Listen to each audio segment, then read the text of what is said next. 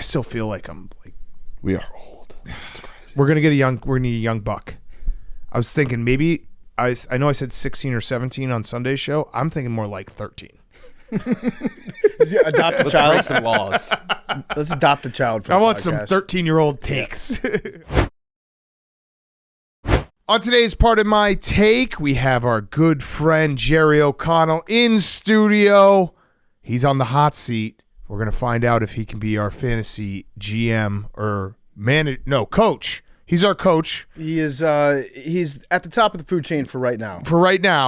Great time with Jerry in studio. We're going to talk a little introductory press conference around the NFL, maybe a little early thoughts on the Super Bowl, where Max's head is at. We have hot seat, cool throne. And then we're going to do guys on chicks, questions about getting old, because this is the last show you'll listen to us as 39-year-olds. And that's scary. But you know what's not scary? The big game, the Super Bowl. It's coming up. This ain't little itty-bitty tiny bowl. This is the Super Bowl 59. Get in on the action at DraftKings Sportsbook, an official sports betting partner of the Super Bowl 59. Scoring touchdowns is key to hoisting the Vince Lombardi Trophy, and you have a shot to score big by betting on them at DraftKings Sportsbook, the number one place to bet touchdowns. Ready to place your first bet? Try betting on something simple like a player to score 6. Go to the DraftKings Sportsbook app and make your pick. New DraftKings customers can bet $5 to get $200 in bonus bets instantly. Download the DraftKings Sportsbook app. Use code TAKE. That's code TAKE for new customers to get $200 in bonus bets instantly when you bet just $5 only on DraftKings Sportsbook. The crown is yours. Okay, let's go.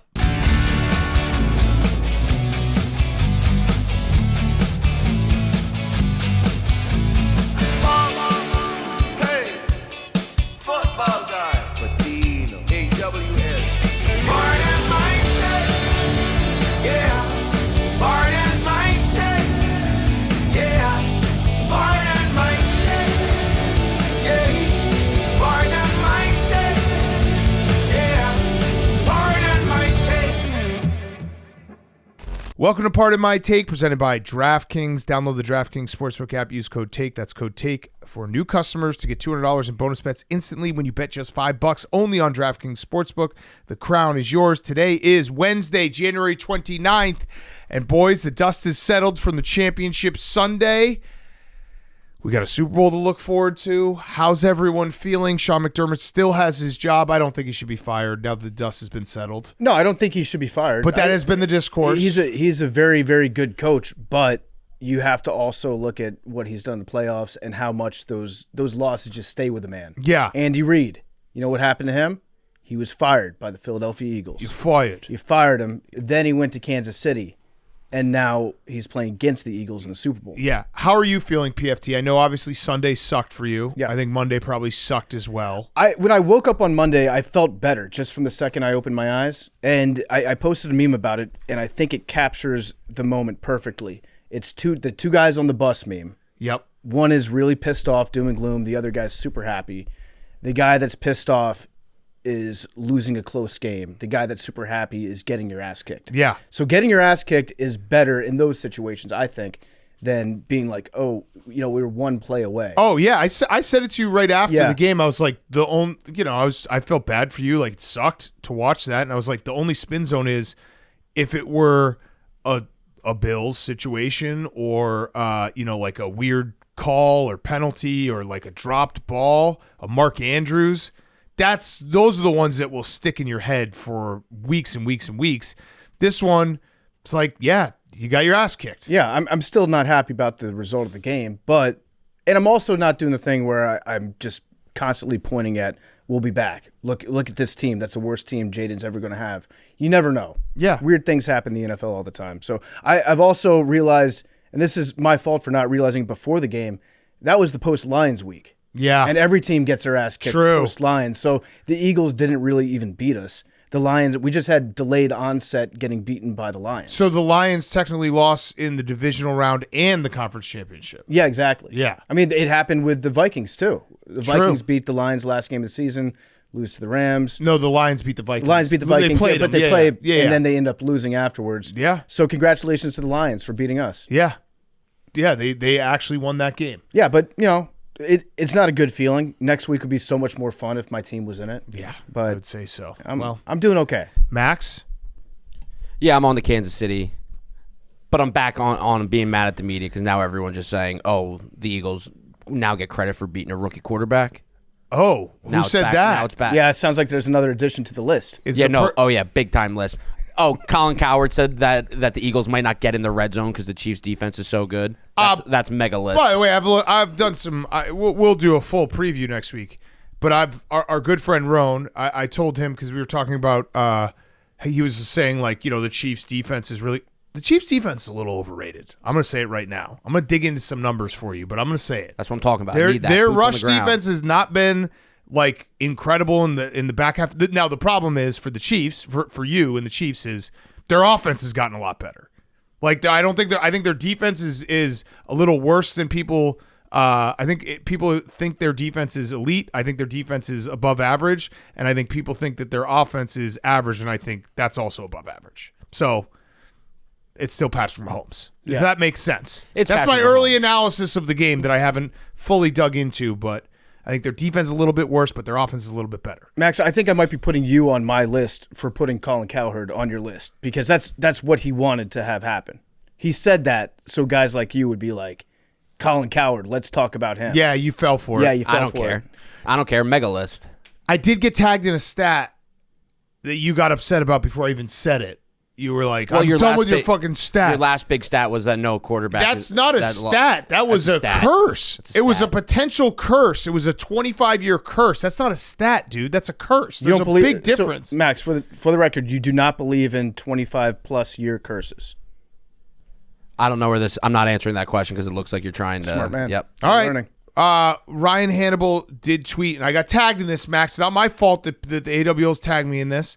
They said something to note ahead of the Super Bowl. Eagles defensive coordinator Vic Fangio has faced Patrick Mahomes 8 times, 6 with Denver, twice with Miami. His teams are 0-8, and Mahomes has thrown 10 TDs and 2 interceptions in those games. Now, those That was Denver prime Mahomes. Well, also those Denver and Miami teams didn't have the same personnel that the Eagles do. Denver was pretty good. I mean, Right, they had a weren't. pretty The good Eagles' defense is very good. But yeah, is that a stat worth jumping down my throat? I'm not worried about trends. That's Okay. a trend. I got a trend, Big Cat. No team that's won exactly 15 games in the regular season has won the Super Bowl since 1985. Whoa. But Max doesn't care Extra about game, trends. but it's an extra He doesn't- game, he so I doesn't also have a count. He trend. doesn't care. I also have a trend. Yeah. Every single time that the Eagles have played the Chiefs in the Super Bowl on this podcast, the Eagles have lost. Not a trend. Incorrect. We Okay. beat them in the regular season last year. Next, I said in the Yeah, Super you said Bowl. in the Super Bowl. Correct. I missed that. I love it. I love that you're on edge. Yep. That was a little boy ass play game when the Eagles beat the Super Bowl.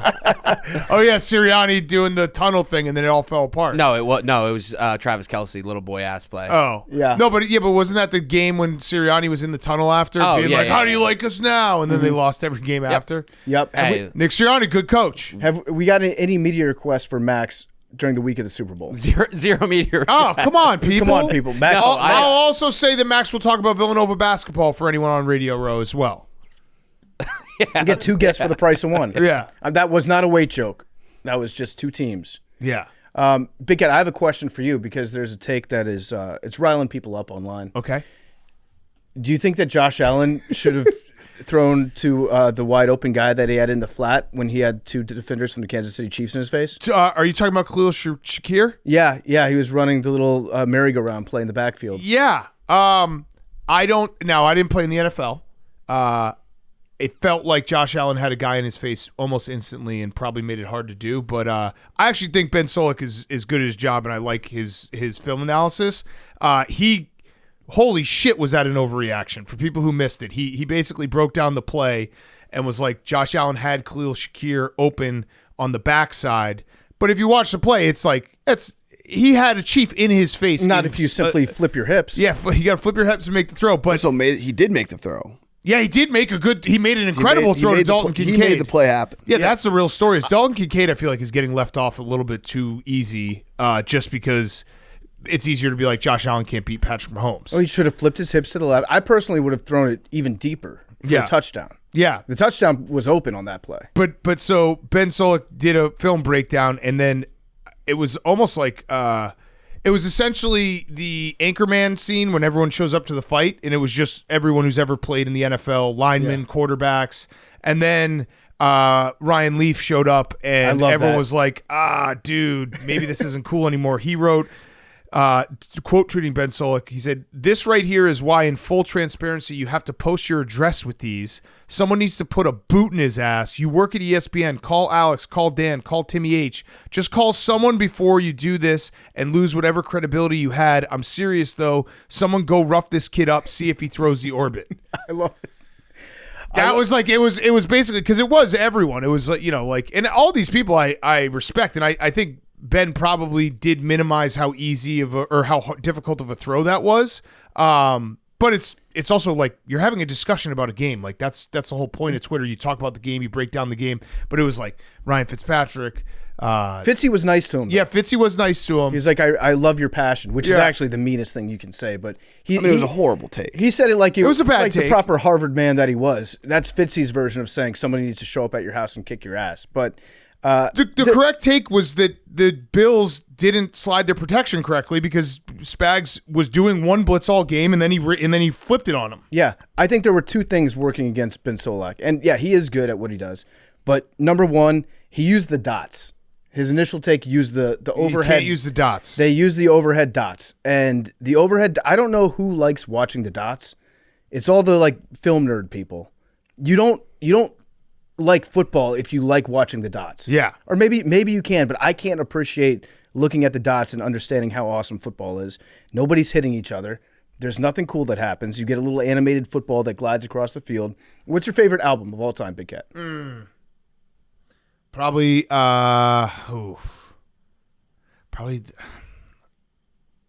Eye Blind, self-titled. Okay, Third Eye Blind. If you hadn't heard it before. I was under pressure. I was under pressure. I was going to maybe go Sublime. I was also maybe going to go Good choices. The Band, self-titled. Fuck. Okay, let's say that was hard. Let's say Prince, Purple Rain. Okay. You've never heard it, right? Yeah. Sublime. Okay, Sublime. You've never heard the Ballad of Johnny Butt. You've never heard Wrong Way. You've never heard Caress Me Down. I come up to you and I'm like, Big Cat, I think you're going to love this album. And then I hand you the sheet music to the album for you to read. Yeah. That's what looking at the dots is. Yeah, how sick was for this? football. You can't appreciate how sick it actually is. So use the dots. That's strike one. And then strike two, his profile pic that he had was a bad signal for football jocks. Yeah. To point at him and say, this is everything that's wrong with the film dorks that are sitting at home. They're in their big comfy chairs and they've never had a guy in their face before. Yeah. So I think every film nerd should have to, on video, let a guy just get right in their face. Yeah. Like have a guy come in their face. Yep.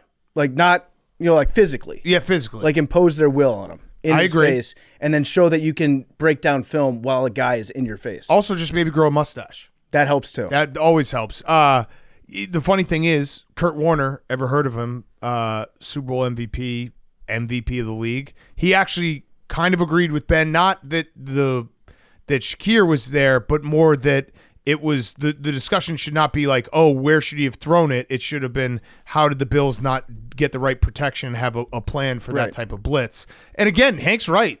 Josh Allen made the throw. Dalton Kincaid, I mean, it wasn't like a perfect throw. He had to come back for it, but that was in his hands. What do you always say, Hank? If you can touch it, you can catch it. You touch it, you catch it. I do feel bad for Bills fans because it's how we started the show. You were able to bounce back, relatively speaking, because of the ass kicking. Bills fans are going to spend the next month going over this and going over that play and going over the first down and everything. Yeah, I was lucky enough to get to go home on Sunday and not have to force myself to spend the next 48 hours drawing photoshopped lines onto the screen to show where the ball is, where the first down line is, and then replying to every popular tweet using my photoshopped lines and demonstrating that the NFL was wrong. Yeah. But you have to do that if you're a Bills fan. And again, it comes down to the Chiefs are so well coached and they make big plays. Because I was also watching, so it was that Spags blitz, which was an incredible blitz, perfectly timed. And this is what the Chiefs do. They just make big plays. The other one, which I didn't notice obviously in real time, but the Mahomes designed run for the touchdown to go up 7. It was very cool because they basically ran. It looked exactly like a run going left, and all the Bills crashed left. I think they pulled a guard, and then Mahomes just went right. And it's like I think it was Rousseau said they had not run that play all year. The Chiefs had not run that play all year. I think Mahomes had one designed run all year, and he's like, we watched all the film that never showed up. That's coaching. That's Andy Reid being like, we're in a game against a team that we know it's going to come down to one possession.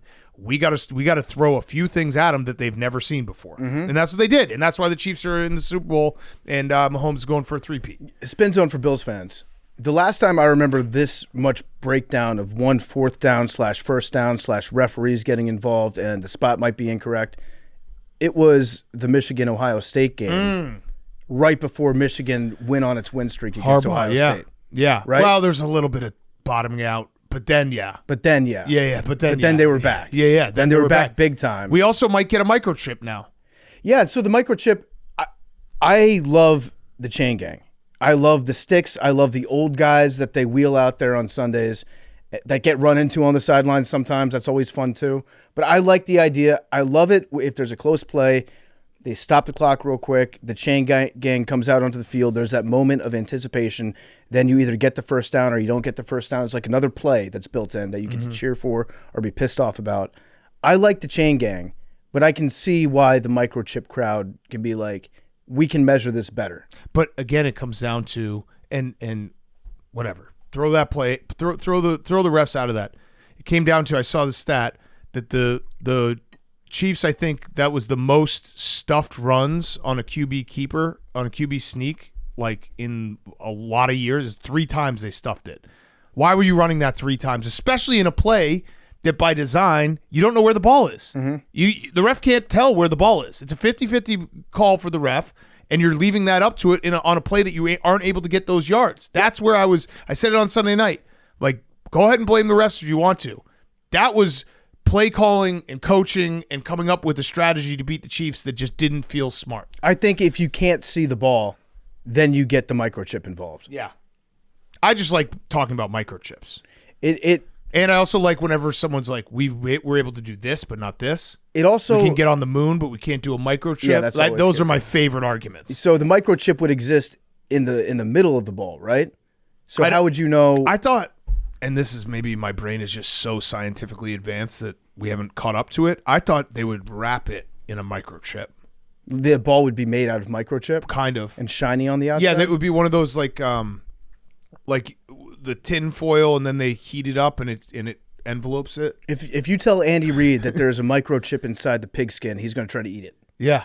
So be on the lookout for that. But there should be a way, if you can't see the ball, maybe go to the microchip. But I love the chain gang. I do too. It's one of the things about football that's just, it's tradition, and you shouldn't don't make the NFL into the NBA. Yeah. Don't try to evolve the game into something that it's not, that we all hate. And the Chiefs made a couple more plays than the Bills made. Yeah. That's what it came down to. Yeah. Going back to the beginning of the show, if this exact scenario had happened to Washington and they were in Buffalo's situation, would you be saying the same thing about the no microchip? way. I would. That's not how fans I work, would be Hank. I would be pulling a memes at the NFL front office right now. Yeah. I would be in New York, and Ready for the If that happened to the Bears, And I I'd would be writing letters to Congress. I would never turn 40 Yeah. if that happened. Yeah, and I would be writing letters to Congress and like self-funding microchip data. Yeah. I'd go broke trying to get microchip, but but my only rule for getting the microchips in the balls would be we have to replay that game. Yeah, I would move to Taiwan and start my own semiconductor company. I mean, if that happened, if I were a Bills fan, I'd probably just walk around with a picture of the spot and the ball that was beneficial to me, and I would just it'd be like showing like a picture of your kids or your dog. Just be like, you want to see this? Did you see what happened? You remember that? Years later, I'd be like, did you guys see this? Remember It's that movie fucking crazy. Celtic Pride? I would kidnap Roger Goodell and I would tattoo that image onto his body, so he had to look at it every single day. I'd Clockwork Orange him. Yeah. I'd open up his eyeballs and I'd make him watch the first down over and over and over. Severance, make him apologize into a screen. Yeah. 1,000 times. To your future self, Roger. Yeah. But yeah, stop complaining, Bills fans. Well, no, you can't. No, I'm just kidding. I'm joking. Keep complaining. No, definitely Yeah. keep complaining. Keep complaining. Keep posting the screenshots. Don't give that up. I think it's more. I think Bills fans keep complaining. I think if you don't have a dog in the fight, Bills or Chiefs, fucking move on and stop saying the NFL's rigged. Yeah. Again, you pointed out if the NFL's rigged, just bet everything on the Chiefs. If it's rigged, if you're so convinced it's rigged, you should be betting the Chiefs on every single year. And I love the people that discover for the first time that the NFL has argued in court that they're an entertainment company, not a sports company. And that proved that it's 100% rigged. Which, if you're trying to make a conspiracy out of it, the NFL gives you a lot of stuff to work with. They give you a ton to work with.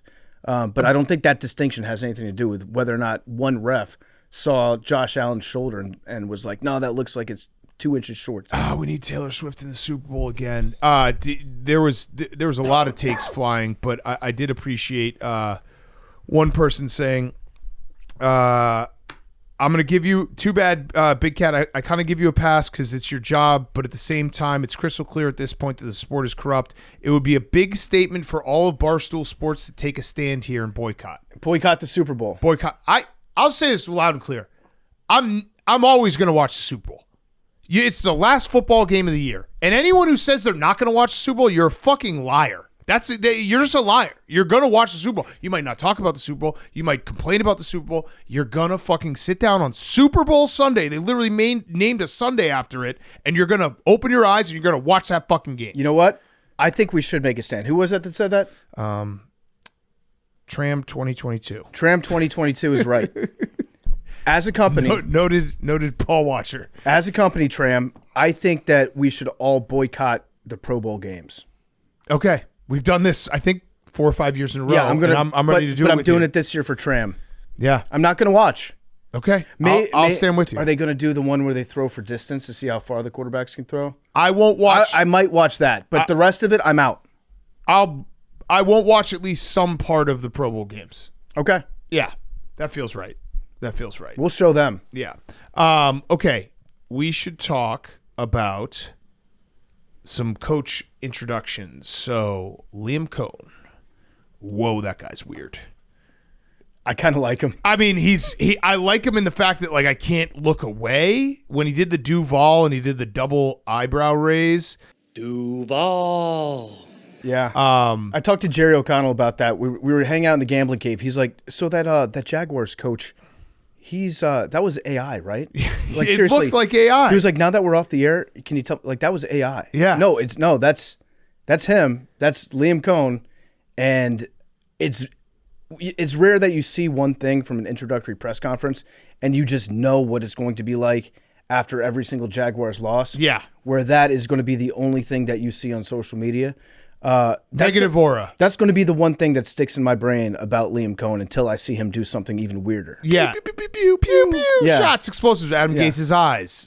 There's a lot of things that if you do your first press conference, if you say it, or your first introduction to the world, Dave Canales' book. Yeah. There's just a lot of things and did you guys see the clip? Can you pull it up, Max, of him talking about honesty is the best policy? That was very funny. Yeah. Because I said on Sunday, I really don't have a problem with Liam Coen and how he did it. I mean, he could have handled it better, but I think football is everyone's got to look out for themselves.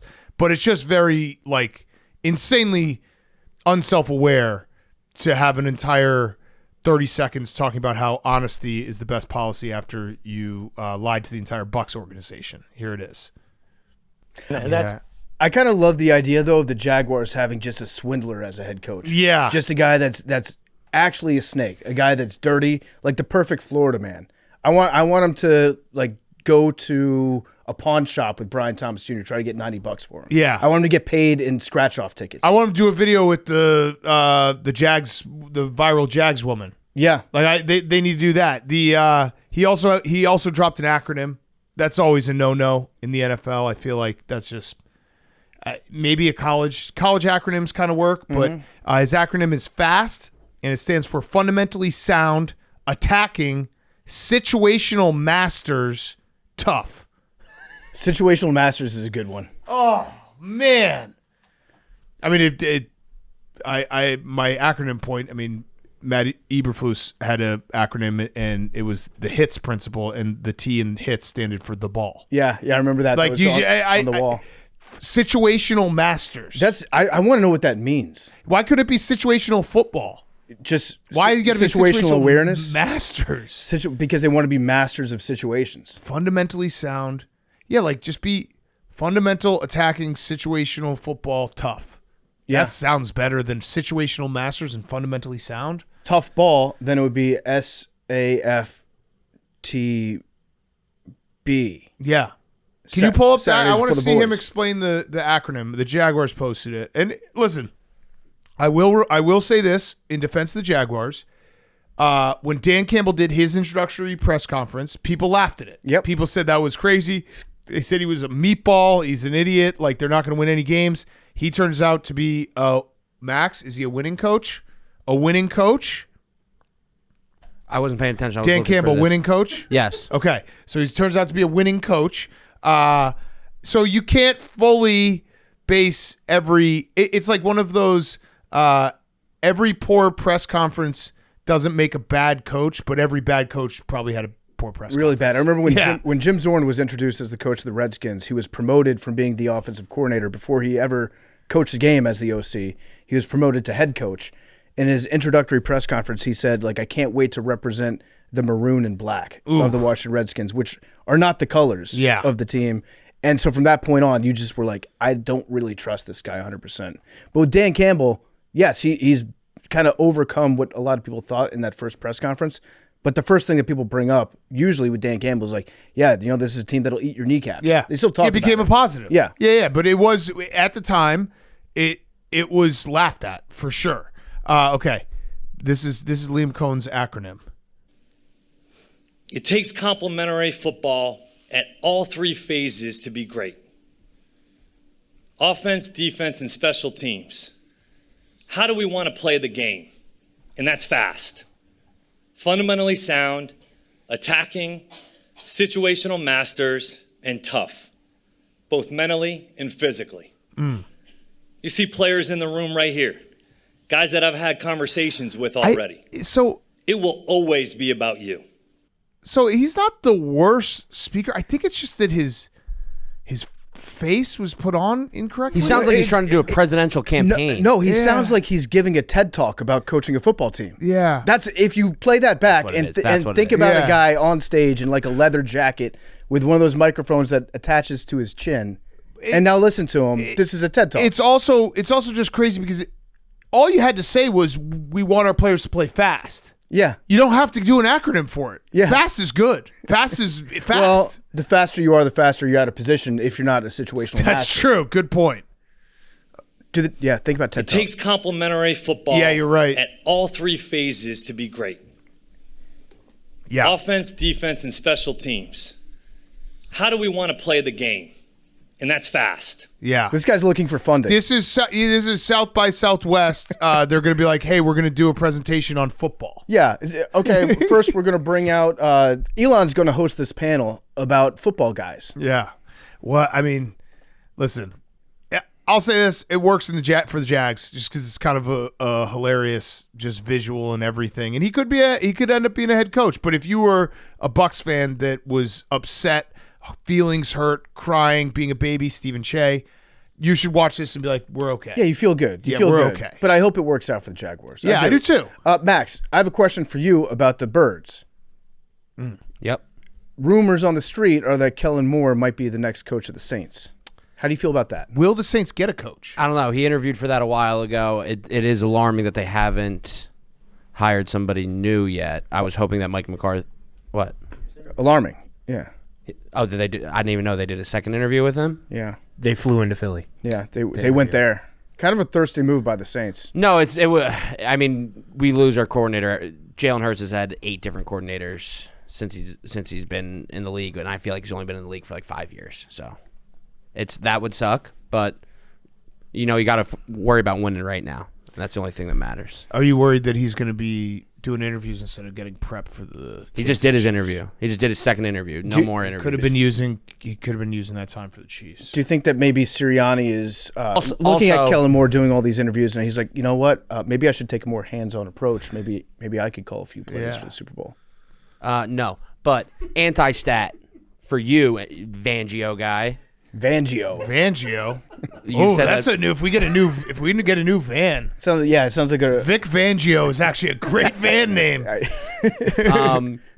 Last year, Dolphins faced Mahomes. They lost that game, but the Chiefs only scored 14 points, and Mahomes threw for 180 yards in that game. Okay. That's good. Anti-stat. Most recent time he played. I never said anything about the stat. No, you just got anti-stat. No, but the stat I said is still correct. That was a clean I know, anti-stat. but context. I'm adding more context to your stat. Context stat. Okay. I was looking up during that whole Bills talk. I was looking up anti-stats. So what were the other games?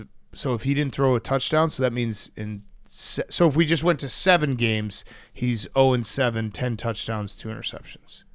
No, there's a couple others, but that was the best. That was the most recent one, so that's why I used that one. You just got Vangio'd. I got Vangio'd. Yeah. You guys what get- were we talking about before this? You guys get turned on by just looking at Vangio? It's great when you give Max anything that he takes offense to, because you know that you can go have a cup of coffee, read the newspaper, take a walk around the block, and then when you come back, he'll be ready to come back at you. Yeah. There was a clip. He'll be pacing around the room while you're gone. You thinking just about how say, you're I'm like, gonna nail Max, him. here's a stat. And be like, all right, hold that thought. I'll be back in 30 minutes. Then when you come back, he's like, all right, I found it.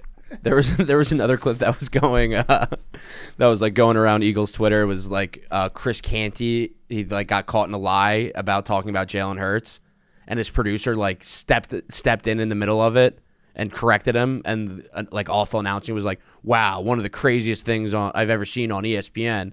Someone's producer coming in and correcting the host. I was like, Damn. imagine That producer was definitely a Birds fan, by the way. Yeah. I think he was just I think he was like, I had Jalen Hurts top 10 before the year, and his producer was like, yeah, but you also said he was not top 10 during the year. And I was like, this is my guy. Yeah. That's a Birds fan, right? But, Yeah, but that the is. fact that awful announcing was like, I've never seen anything like this. And he has- producer. a producer. No way. Max, is Brandon Graham going to play in the Super Bowl? He's active. Wow. And He's what about active. Cam Jurgens and Landon Dickerson? Schefter said that they have a real good chance of playing. Oh, Real good. okay. Do you like that you're wearing green?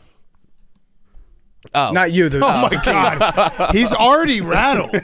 You're already in Super Bowl mode where you're fighting stats. I just, for the podcast listener, I said, do you like that you're wearing green? And Max looked down at his own shirt.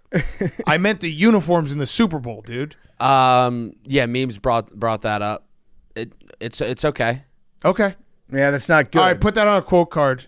It's okay. Max's thoughts Memes- on the memes- Eagles wearing green. It's okay.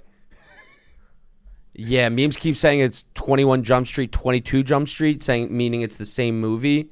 Oh no. And I just keep saying it's Rocky 1, Rocky 2. All right. But I don't know about. I don't think they wore the same stuff, the same trunks in both of those movies. Okay, you're gonna have to I don't figure think that they're- out. So I'm gonna have But you guys are I'll wearing the figure same that trunks. You're wearing white. We are wearing the same trunks. I don't think Yeah. in Rocky 1, Rocky 2 they're wearing the Yeah. same trunks. Okay. Yeah, so they're wearing to get- green that they wore, the same green they wore in the last Super Bowl, correct? I believe that was. Yeah, it's same exact same exact uniform matchup. Okay. Other coach hiring news. The Cowboys brought in Brian Schottenheimer for his press conference. We also had Jerry Jones talk more about glory holes. He said there's a very low percentage of this that is smiles and glory holes, very low percentage, talking about just the business. He clarified himself when he repeated very low percentage Very low of the glory percentage. holes. This is the second time that Jerry Jones has brought up glory holes, maybe even third. I think he believes that a glory hole is a Super Bowl window. To him, it's the same thing. Yeah. So when he's like, I want to get back to the glory hole days, I want me some glory hole. In his eyes, he's talking about being a championship team, but you don't make that mistake unless you're a man that has used a glory hole or two. Okay, let me see. He might also just be talking about an oil well. Yeah, he could be. So I'm looking at on Wikipedia. It says a glory hole is a hole in a wall or partition, often between public lavatory cubicles or sex video arcade booths and lounges for people to engage in sexual activity or to observe the person on the opposite side. They're associated with gay male culture and anal or oral sex. I'm trying to find if there's any. No, glory holes go back all the way to 1707. Yeah. The trials of Thomas Vaughn and Thomas Davis, the two Toms going at it in the glory hole. Is that where Peeping Tom came from? Maybe. Yeah. So is it anything? Let's see. In popular culture, no. So yeah, is it an oil well? As well? It in his mind, it might be. Like, that is a glory hole. Oh, yeah, holehunter.com. I'm not going to click on that one. You just go up, you stick your deck in the hole. Yeah, miners would use the term be glory so hole tough. for a spot in the ground that would yield an exponential amount of gold, oil, or whatever natural resource you're looking for. There we go. That's it. That's what he's talking He's about. talking about oil, guys. No one has told him that glory hole means anything else. He's talking about when a man gets really oiled up. Yeah. Also, Stephen Jones is getting kind of lambasted because he did a press conference. Well, he's basically morphing perfectly into Jerry Jones. He's going to be the perfect Jones heir to have the Cowboys not have any success as well. But he was talking about the drought, the 30-year drought, Super Bowl and championship game drought, and he did air quotes. Yeah, it's just quotes. It's just like, you guys, dude, it is a drought. the media has been obsessed with this so-called alleged drought where Yeah. we haven't allegedly won any Super Bowls. Right. But the drought. But it's one of those. It's a bad stat. Gotta It's a find the glory misleading hole. stat. We've won several off seasons. The funniest part of this press conference to me was when they introduced Brian Schottenheimer, and the whole crowd clapped for him. It was very nice, very positive. And then the loudspeaker introduced Stephen Jones, the executive vice president, and nobody clapped at all. And then one guy started clapping, and then three other guys kind of clapped, and they pretend to laugh. They're like, Oh. they're just busting my balls. They really love me up here. That's nice. Yeah. The Cowboys are a fun watch of just, I mean, it's just so funny that they just didn't do a coach search.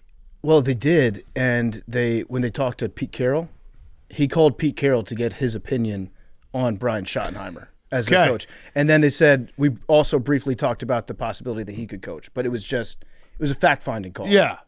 So Pete yeah. Carroll was probably very confused about that. He's like, what is going on here? Am I applying or no? Yeah, probably not. Yeah. So, all right, do we have anything else before we do Hot Seat Cool Throne? We're just not going to talk about the fact that Cardi B has pierced her butt crack. No.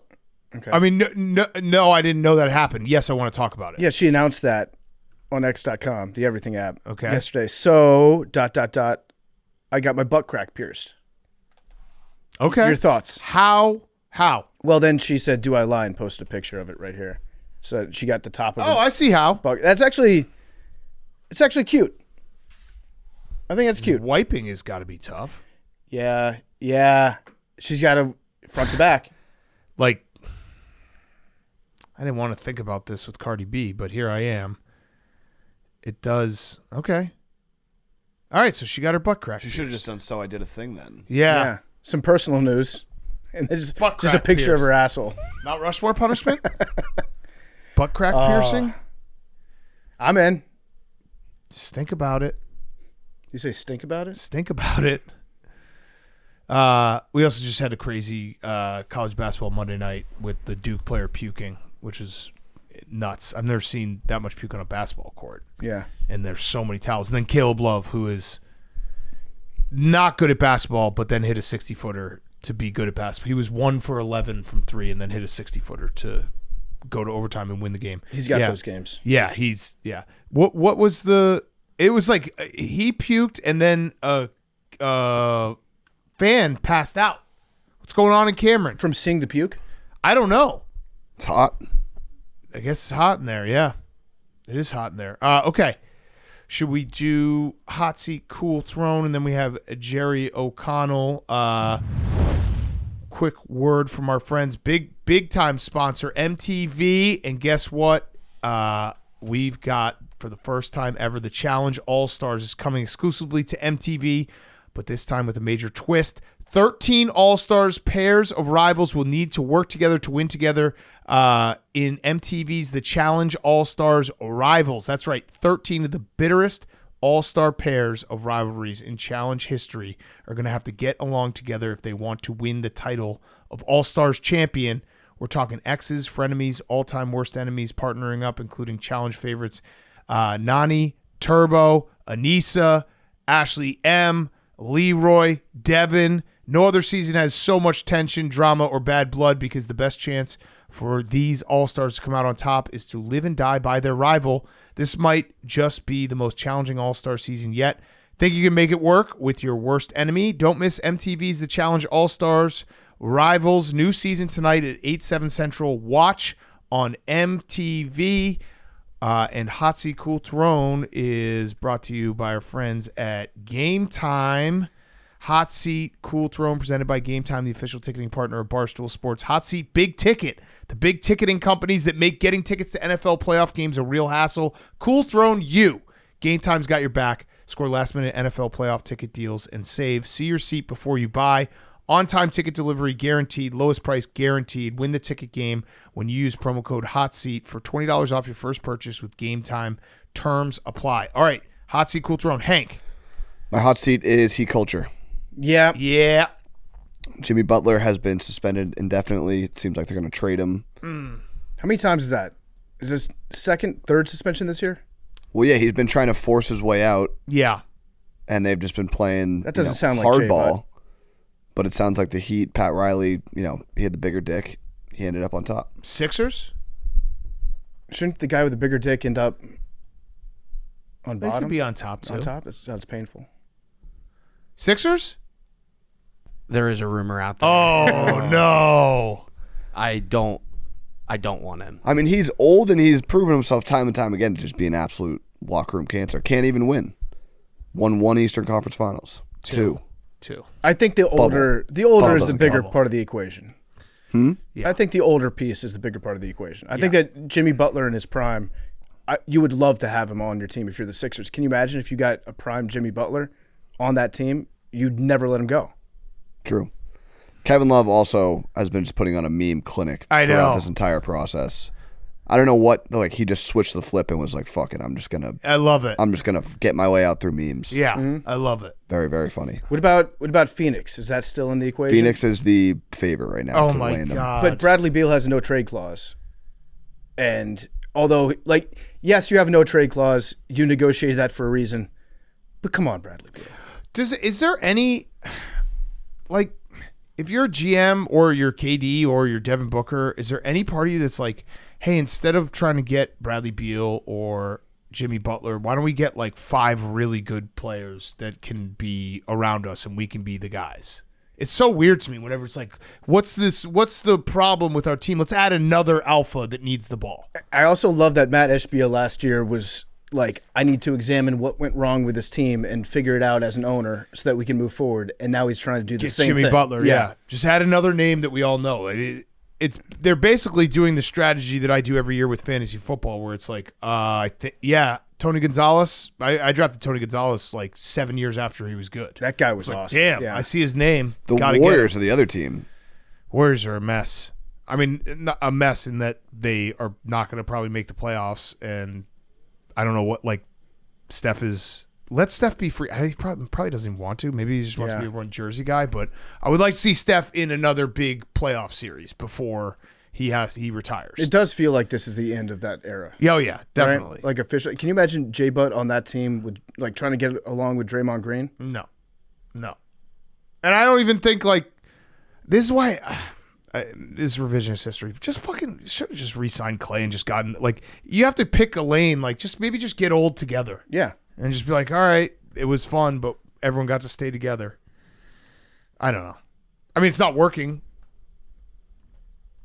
Yeah, but we're going to have to pay so much. No, I know. Well, yeah, I know. It's it's stupid. I just feel like if you know you're not going to win again, just go nostalgia. Yeah, it's not. That, But if I they mean, had any chance of winning again, not paying him. Yeah. No, I contract. agree. Yes. I agree. It was a dumb thought. I was just thinking of nostalgia. I know what you're saying, though. Yeah.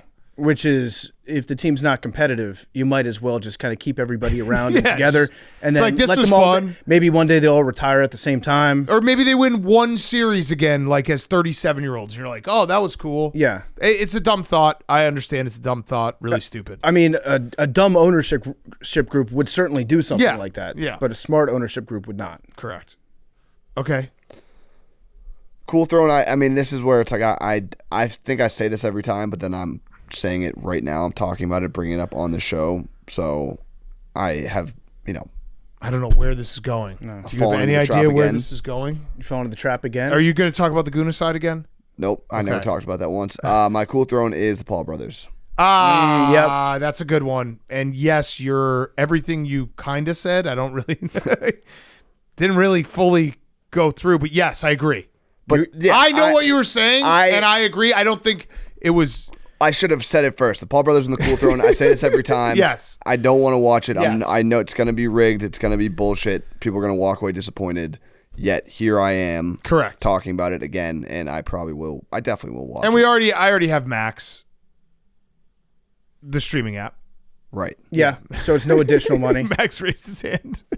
I do have I have multiple Maxes. Memes But yeah. make the I Fell For It Again award, although it's a guy wearing a Celtics hat and all the medals on his chest are for tuning in to Jake Paul fights.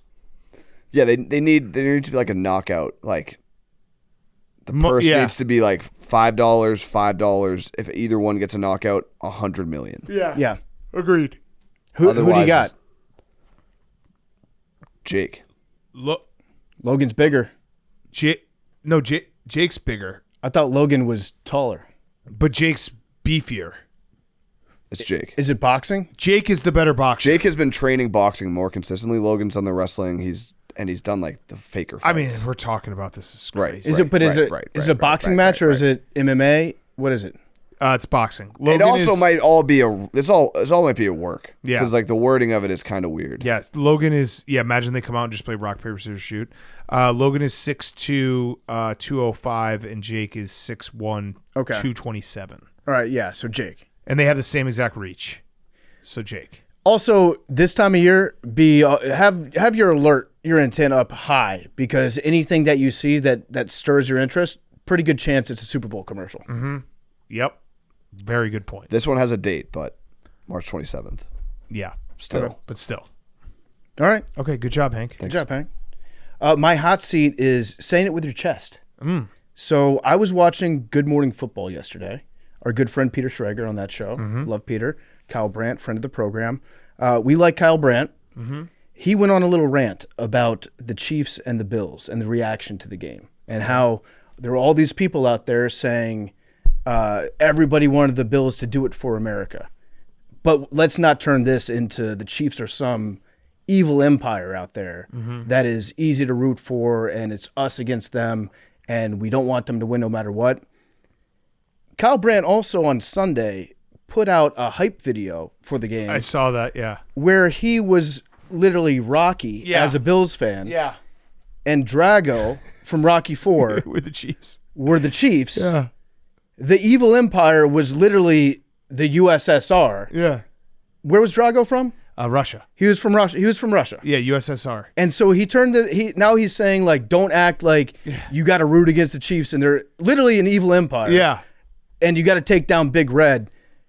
You just did that. Yeah. You just did that. Yeah. Kyle. He made the hype video. It was a very well done video. And I understand that like Kyle, he's not technically a Bills fan. He's like yeah. he's a hype guy for the Bills. Yeah. But still, like you were actually doing that thing. Yeah. And you were rooting for the Bills. And also let people root against the Chiefs if they want to. I couldn't agree more. I also like, I don't care if you want to say I'm rooting for greatness. Like if you're not a Chiefs fan, you're like, I'm rooting for greatness. I respect greatness. That's cool by me. If you're just like, I hate the Chiefs, I fucking hate them, it's rigged, I don't like them, I hate Patrick Mahomes, that's cool by me too. Everyone should just be fine with however anyone wants to root. Yeah, if you want to root against the Chiefs because you think they are Satan, Do it. Do it, please. And Yes. and Chiefs fans, don't get offended either. Yeah. You're winning. You shouldn't worry what other people think about your team. I think when Kyle- you're winning. I think Kyle tried to do the neat little pivot from Bills superfan to, hey Chiefs, I love you guys. Yeah. And that's a hard move to pull off. Yeah, no, I mean the Chiefs discourse, like I just don't. If you hate the Chiefs, you should just hate the Chiefs. Now, to be fair, maybe it was a bit because I was listening to it. I wasn't watching. Maybe they were playing in the background the Rocky montage that he did. That would be a bit. Yep. In which case, hand up, I got it wrong. But if it's not, then now I feel like it's a different kind of bit. Yeah. I'll put my hand up right now. I'm not cashing out of my future with the Eagles. I will be rooting against the Chiefs in the Super Bowl. But I also respect his greatness. But I'm telling you right now, I'm rooting against the Chiefs. I respect greatness, unlike Big Cat. Are you going to be rooting for the Chiefs? I think I have to. I mean, if I didn't have this future, I would be betting the Chiefs. I never Chiefs wanted to root for the Eagles in that first Super Bowl. Big Cat had literally $200,000. Yeah, that was a big I one. didn't want to be sitting next to him rooting for him to lose $200,000. I appreciated that. So I bet $8,000 on him. Lost the doink bet to Hank. I was getting rods from all angles again that week. Just bet Mahomes. I did it last year. Like there was Chiefs fans. Obviously, you're like, you always root against us. I bet on the Chiefs against the Texans. I bet on the Chiefs a very big bet against them in the 49 in the Super Bowl last year. Remember we were sitting in the gambling cave?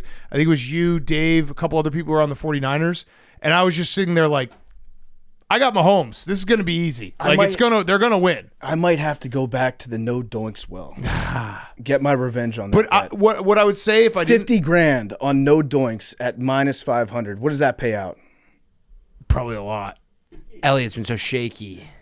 Yeah, Elliot has been shaky. You were gassing Elliot up last week. I know because Coach Gruden told me I had to. PFT, I'll say this. If I didn't have this Eagles future, I'd probably just run back what I did last year because it was a very calming Super Bowl watch of being like, oh, but Mahomes. Yeah, he's got me. Like when we were just sitting there watching, like, yeah, but Mahomes he'll be fine. You know he'll what? Figure it out. It's going to be in the fourth quarter, and you'd be like, oh yeah, one team has Mahomes. NFL rigged. I think I'm just going to go with the rigged.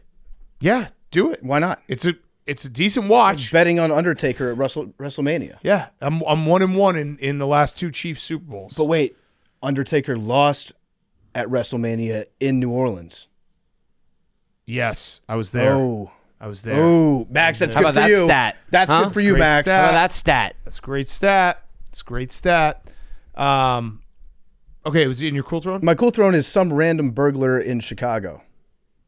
This is also a fire fest, but I'm getting to it ahead of time. So I get home on Sunday night. I sent my laundry out this weekend because I ran out of clothes. I had jumpsuits I had to watch, et cetera, et cetera. 2 giant duffel bags of clothes. I get home. They had dropped it off on my porch. Somebody stole all my clothes. Imagine Yeah. being that Yeah. burglar and Yeah. opening it up and being like, what the fuck? Yeah. Not to brag, but I think I have a pretty... A Takis medium jumpsuit? Yeah. So some burglar went up to my house. They probably were thinking, I'm going to get some good clothes. They stole these 2 huge fucking bags of clothes, got them in their car. They're driving away like I made out like a bandit. Let's open this up. There's probably going to be Gucci in there. There's going to be Dolce & Gabbana. They unzip it, and they see 6 different Darius Rucker themed Washington Commanders shirts. It's basically like the robbing a bank and having the ink blow up. Yeah. The ink blew up on all the jumpsuits that you had. Yeah. They actually did you a favor if it was a lot of jumpsuits. Well, just clean out for jumpsuit January. There were a few jumpsuits in there, but it was pretty much my entire wardrobe was stolen. So now I don't really have any clothes. I went out, I bought a bunch of socks.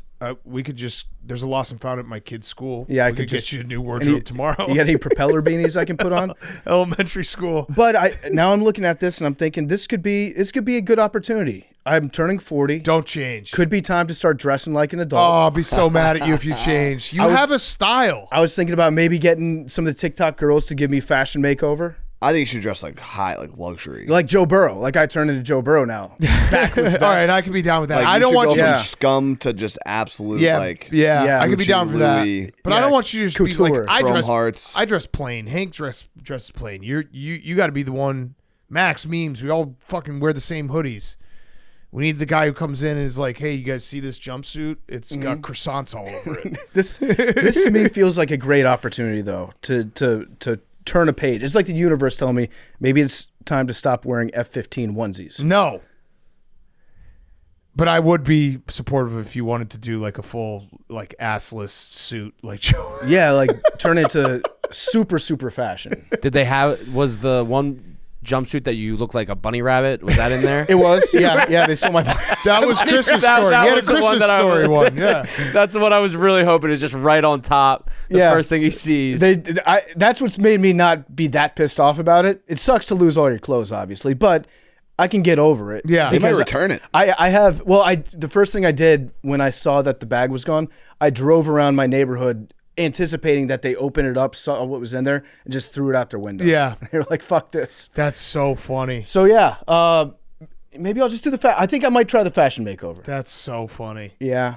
Oh man, I would love to get. Hey, listen, if you're an AWL and you're listening to this and you just robbed a bunch of jumpsuits and Commander's gear, no penalty, no crime will be committed. We would just like to interview you and get your honest reaction for when you opened up that bag. Maybe just return it so we know it's you with like a long note. Yeah, just saying like when I opened this bag, I was disgusted, and it made me change my whole life and realize I Yeah. need to get on the straight and narrow. Yeah, maybe they learned a lesson. Crime doesn't pay.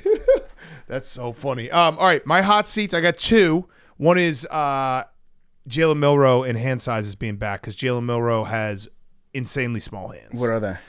8 3/4 inches. To put it into perspective, it would be the smallest hands of any first-round quarterback ever taken.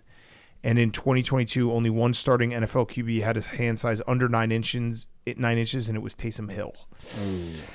Yeah, not good, especially because Jalen Milroe also does things like throw interceptions and not throw to the open guys. Yeah, and not be able to throw. That's a very small hand. I would say that everybody on this podcast has a bigger hand than that. Yeah.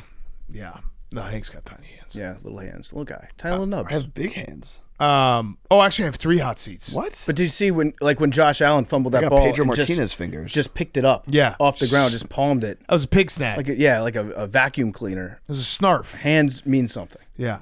Actually, no, I'll switch one to a cool turn. So my other hot seat is Archie Miller.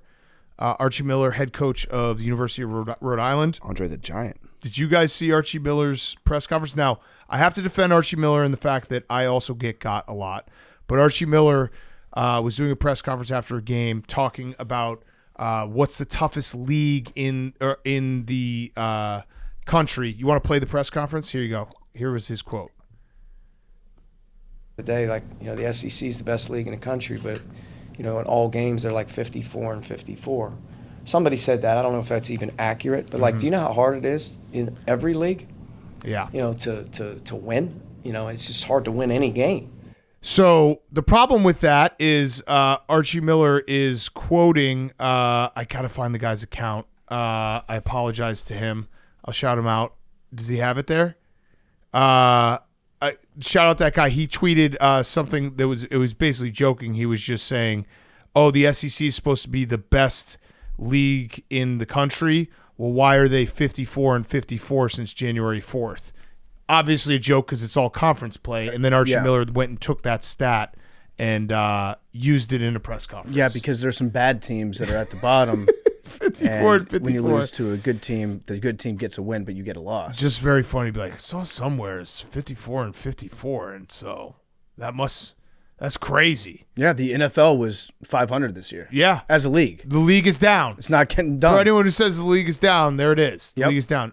Technically, how many games is it always finish? Oh, no. Well, I'm stupid. There's one Super Bowl. win, Yeah, the Super one Bowl. No, loss. I'm an idiot. I was like, oh, yeah, but the Super Bowl's a standalone game. Yep. I'm a moron. I just Archie Millered myself. But, yeah, shout out the guy who I guess you could say got. one conference ends up with a slightly better record. Yeah. Right? Yeah. Yeah, that will always Wasn't that the Stephen Shea thing? He did a prediction for the whole league. And No, but he He did was it wrong. off by like he was 10. off by yeah. like 10. Because his predictions weren't game by game. They were just, I think that this team is going to win their division with 13 wins. This team's going to have 10. This team's going to have 10. This team's going to have 9. No, but he did the whole data thing. Yeah. And But that's he was like, impossible. I went game by game, but it wasn't. It was impossible. Oh, I found the tweet. Jacob Pickle. Great. Jacob Pickle. Shout out Jacob Pickle. He said, wow, the best conference in the history of college basketball is 54-54 since January 4th. ESPN once again showing their SEC bias for some teams that can't even get above 500. Mm-hmm. That's great. And then Archie Miller went and used it. Good job, Jacob Pickle. Shout out Pickle07. Also great username there. My cool throne, I have 2. One is our guy, Tailgate Ted. So he actually hit us up, PFT, and was like, thank you guys for the shout out. And he has if you go online, he's trying to raise money for Lung cancer. Against lung researcher. cancer. Yeah, research. So shout out Tailgate Ted if you can donate to the GoFundMe. It feels like he's handled it all very well. Like he was obviously made fun of on the internet a little bit, lost a big game. He's turning it all into a positive. Seems like a genuinely good dude, and you always have the Hard Rock. The Hard Rock, dude. The Hard Rock, when all else fails, like Pablo Escobar going back to Medellin. Put your picture up on the wall of the Hard Rock. Tailgate Ted will just get back to Hard Rock, and he'll just be around his people. He does seem like a good guy. He also needs to realize that in this moment where he's become an internet flashpoint, there are going to be a lot of Eagles fans that will then respond to anything that you say. Yeah. He's like, I don't know why I'm still getting trolled for it. Yeah, no, it's gonna be a while. These future statements. It's gonna last for a little bit. Yeah. So everyone, his Twitter username is Tailgate Ted, and he's got the links there. So shout out him. And then my cool throne is Max and the Philadelphia 76ers for not posting about the Eagles. Should we talk about that?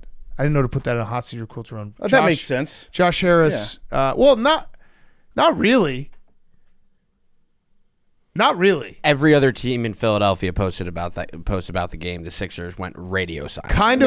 Kind of a salty move by Josh Harris. Like, the Sixers are Philadelphia. You have to separate those two. And also, what would... but does Philadelphia own the Sixers or does Josh Harris? Well, the people kind of... There's another thing. It's their team. Jeffrey I don't know. Lurie wants to buy the Celtics. Well, yeah, everyone wants to buy the Celtics. But what? But Hank, what would it hurt Josh Harris for the Sixers to just be like, "Good job, Eagles," on their Twitter account? That's one of those moves. Like, you just have to just ignore it, because if you don't, it's a Streisand effect. You're not gonna. They don't post it, and then everyone's like, "You're a salty petty bitch." Maybe he is. He probably is, which I'm fine with that. But just, dude, who cares? Just I fucking think let him post it. If they had posted it, we would also talk about that on the show.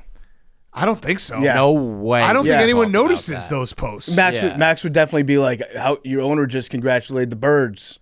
There's no way I would have noticed. Yeah, you that. would. Yeah, you would. The only reason is because people were going to all of every other team in Philly posted about it. The Water Dogs posted it. Shout out the Water Dogs. Shout out the Go Water Birds. Dogs. Mm-hmm. Yeah, you're an owner of the Water Dogs. Yep. Wow. How about that? Bigger man than Josh Harris. That is true. Bigger man than Gotcha Josh there. Harris. Way to go, Max. Well, I decided- That's how you fight back. I didn't even think about that when I said that, but yup. I decided to put my business relationships aside and acknowledge the local team. I'm just more like, there's no way a Twitter post would bother you from the team you own. Like, is Josh Harris even on Twitter?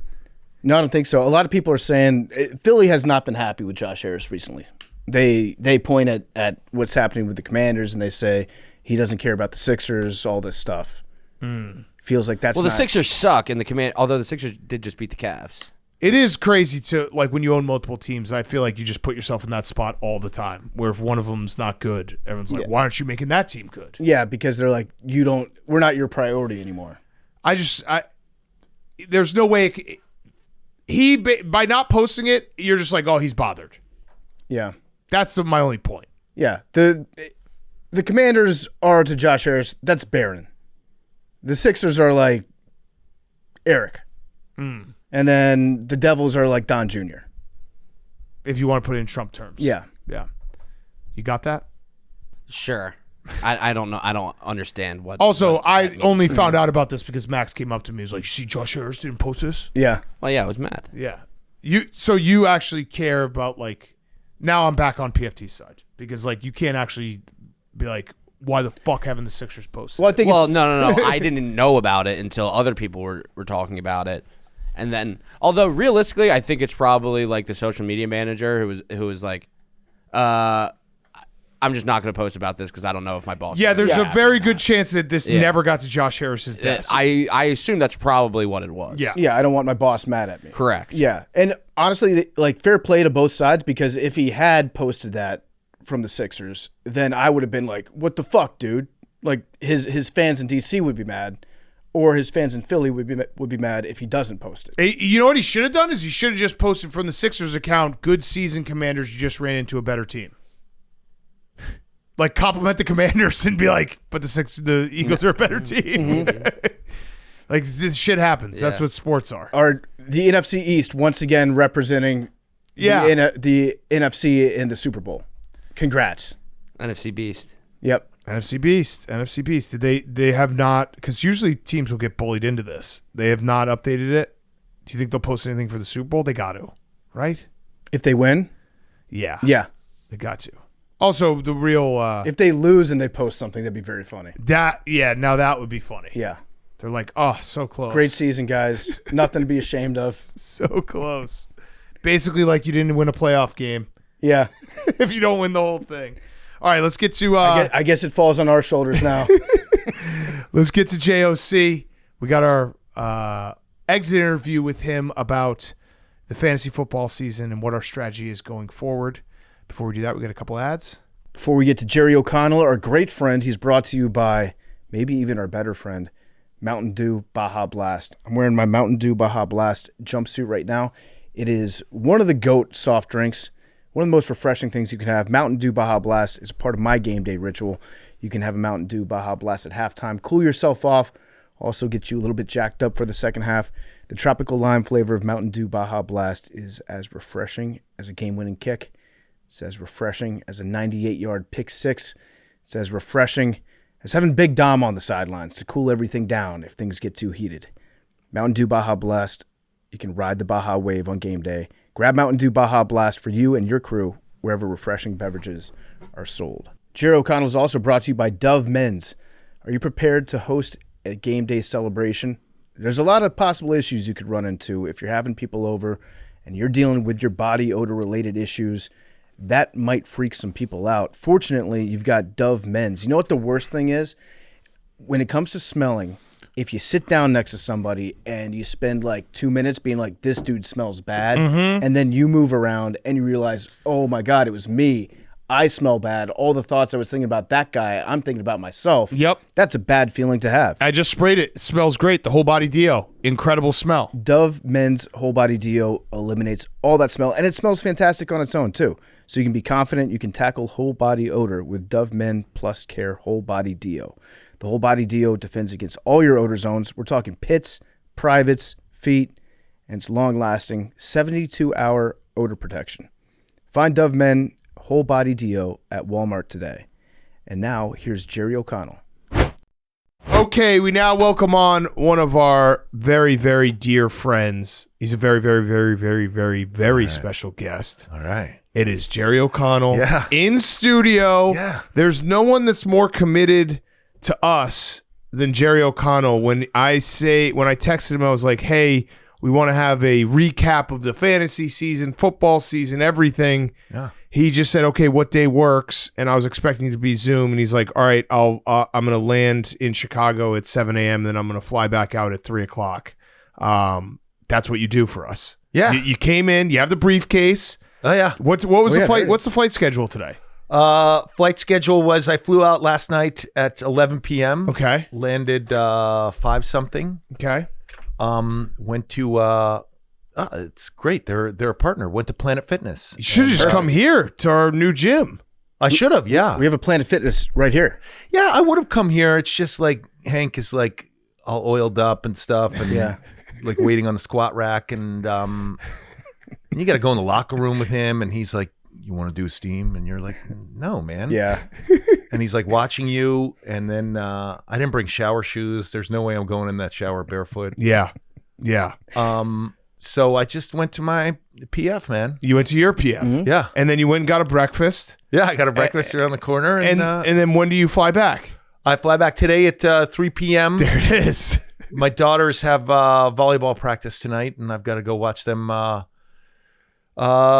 not start and not play well and act like I'm involved. No, that's a nice quick jaunt out here. Did you stop at any apartments that you've been looking at? Because Jerry always sends us apartments, usually on Chicago's Gold Coast. He's like, hey, look what you can buy here. It's so funny. My algorithm is so crazy. By the way, shout out to all the algorithms out there. They've really got it figured out. Shout out the algorithms. Red Note. My algorithm is, well, I mean, first and foremost, it's usually like boobs. Big tits. Like yeah, no, boobs, mine's all. like- I've actually. I don't know if you do this, but because the algorithm always works, and if you click on it, if you watch the video, they'll give you more of that. So I always make sure that I watch the big tits. So now it's pretty much only big tits. Yeah, it is just it is a little. It gets a little awkward because I have 2 teenage kids and a wife, and if you say anything like, "Oh, hey, look at this text that so and so sent," and it's Instagram, that usually comes up, and I'm always like, "Whoa, what is this? Yeah. I'm not following them. What is this?" Shout out the algorithm. Zuckerberg. But it's that. A lot of it lately has been Josh Allen crossing an imaginary first down line on that 4th down play. I don't know if it heard me talking about it. It's in my thoughts. I mean, I actually haven't been talking to anybody about it. I've just been thinking about it a lot because I live at home with my wife and daughters, and I'm the only one who watches football, so I have no one to talk to about it. So I haven't even been like saying anything out loud. It's been feeding me that. And finally, what it gives me is moderately priced apartments here in the Chicago area. I don't know. They are great deals. Yeah. I must have clicked on one and sent it to you guys, and now it's my thing. Oh, also, I have other algorithms, like I have a Giants friend, and anytime there's a Giants meme or anything, a lot of stuff with Daniel Jones wearing his helmet on backwards. I don't know if you saw that one where his helmet is like, I send him that Jets meme. I have a few Jets friends that I send Jets memes to, and we should talk more, and I could send you some Commanders memes and some Bears memes. Yeah, that'd be great. Yeah, you have free reign to send any texts. It's funny. I don't send you guys many sports memes because I'm sure by the time I've seen it, it's been sent to you 1 million times. So I try not to waste your time. I do have a texting relationship with both of you, and I don't try to abuse it. I try to send you interesting things. And you also have a texting relationship now with Max, Memes, and Pug. Yeah. You got the whole. You basically asked for all the numbers, and you've been texting with. I almost just threw you into the Pardon My Take group text. No, I haven't quite. But then it would turn to green. Yeah, it'd go green, and also we'd be talking about what dinners we're going to get a lot, and you'd be jealous. Yeah. Wasn't it so fun being your fantasy manager this year and finally getting into that group text and being the only green bubble just to fuck with them hard? I think it was a 15-person group chat. I tossed Jerry in. It immediately turned to the green bubble, and everybody was like, who the fuck is this? And Jerry just immediately became an agent of chaos and started sending shirtless pictures to the chat. Yep. You took it upon yourself to organize the draft order by taking names out of hat while shirtless. Well, we were a week away from our draft, and we still did not have a draft order, so I made a video of myself doing the draft order. And if you recall, there was a controversy, as they say in England, a controversy, where we got the first pick. Yeah. And everyone said I cheated. Yeah. And I was actually upset that we got the first pick because you got to take Christian McCaffrey, and thank goodness they just went to some random pickinator to redo the draft, because we would have been fucked hard. Yeah. It started with a bang. People, I thought people didn't really appreciate Jerry from the get-go, but then after like 1, 2, 3 months, they grew to love Jerry. And now Jerry is like the unofficial mascot of that fantasy league, which it goes to show you, if you keep Jerry around long enough, you're going to end up loving him. Yeah, guys, I really, I feel like I'm almost like the Mark Andrews of our league. Like, I really dropped the ball for you guys. I lost by, for those who don't know, I posted a few times on X. We lost in the game that would have taken us to the championship by 0.10 points. 0.10. And that's on the manager. You know, it is on me. It's on the manager. I got to tell you, hand up, I take full responsibility. I never admitted this to you, and I'm going to say it now.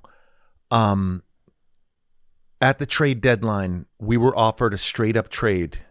Max, you listening? Max? He's nodding. Yes, I'm listening. listening. I'm listening. We were offered a trade straight up. A.J. Brown, we had Joe Mixon, and I turned it down. And that is why we lost. I don't know if you recall, but those last few weeks, Joe Mixon just shit the bed. He had single-digit scoring weeks, week after week after week, and you have to start Joe Mixon. And, you know, I'm not defending myself here, but in my defense, you know, A.J. Brown at this time was throwing helmets on sidelines. He was reading self-help books in between plays. I just thought the Eagles were going to eagle, and I didn't want any part of that. And that was my mistake. And I want to apologize to your faces. Okay. I appreciate it. Apology accepted. A little because bit like I got to John tell Mara. you that. Sorry, what were you going to say? I feel a little bit like John Mara, where it's like, if I'm gonna kill myself if A.J. Brown beats us. You're just sitting there Yeah, I'm like doing this right now. Ugh. Is it fair to say, Jerry, you're not on the hot seat? But people are asking if you're on the hot seat. I think, yeah, I don't even think it's a hot seat. I think people are saying maybe he needs, like, you know, when a coach, Nathaniel Hackett, when he was with the Broncos, he had to bring in a clock manager. Do we need to bring in maybe someone who's won championships before to be like a senior analyst that can at least, you can talk things through with them when you're worried about a trade or a starter sit? Just an old head that maybe's been through the wars that can give you some advice. That's just been thrown out there. Yeah, not anybody that's above you, right? But just, you know, somebody that you can ask questions. Well, they would, that person, if we brought in that person, they would technically report directly to us, right? And Jerry would have to report to them, but again, not above you. I would like to remain calling all the plays. Okay. I feel that responsibility should be mine. I'm a coach of men. Wait, what did Siri? Leader of men. I'm a leader of men.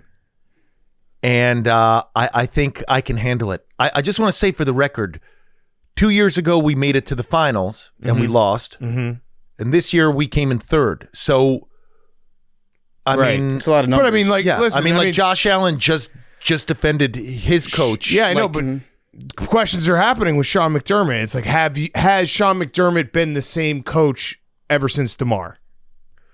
Have you been the same fantasy manager since DeMar?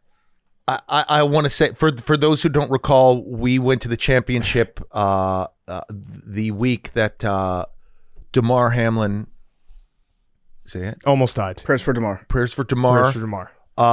Went down, and we were losing by just a few points, and we had to negotiate to have our quarterbacks be a part of our total score the next week, and we lost.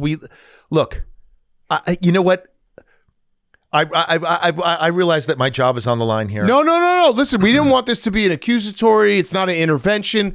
We just have had internal discussions about the framework of our organization. When we lose in the playoffs, we have to look in the mirror and say, what can we do better? The process. Is the process what we want it to be? Because the standard that we have as an organization, it couldn't be higher. Yeah, and the standard is anything less than championship. Right. We don't think about that. Our goal is to win championships here.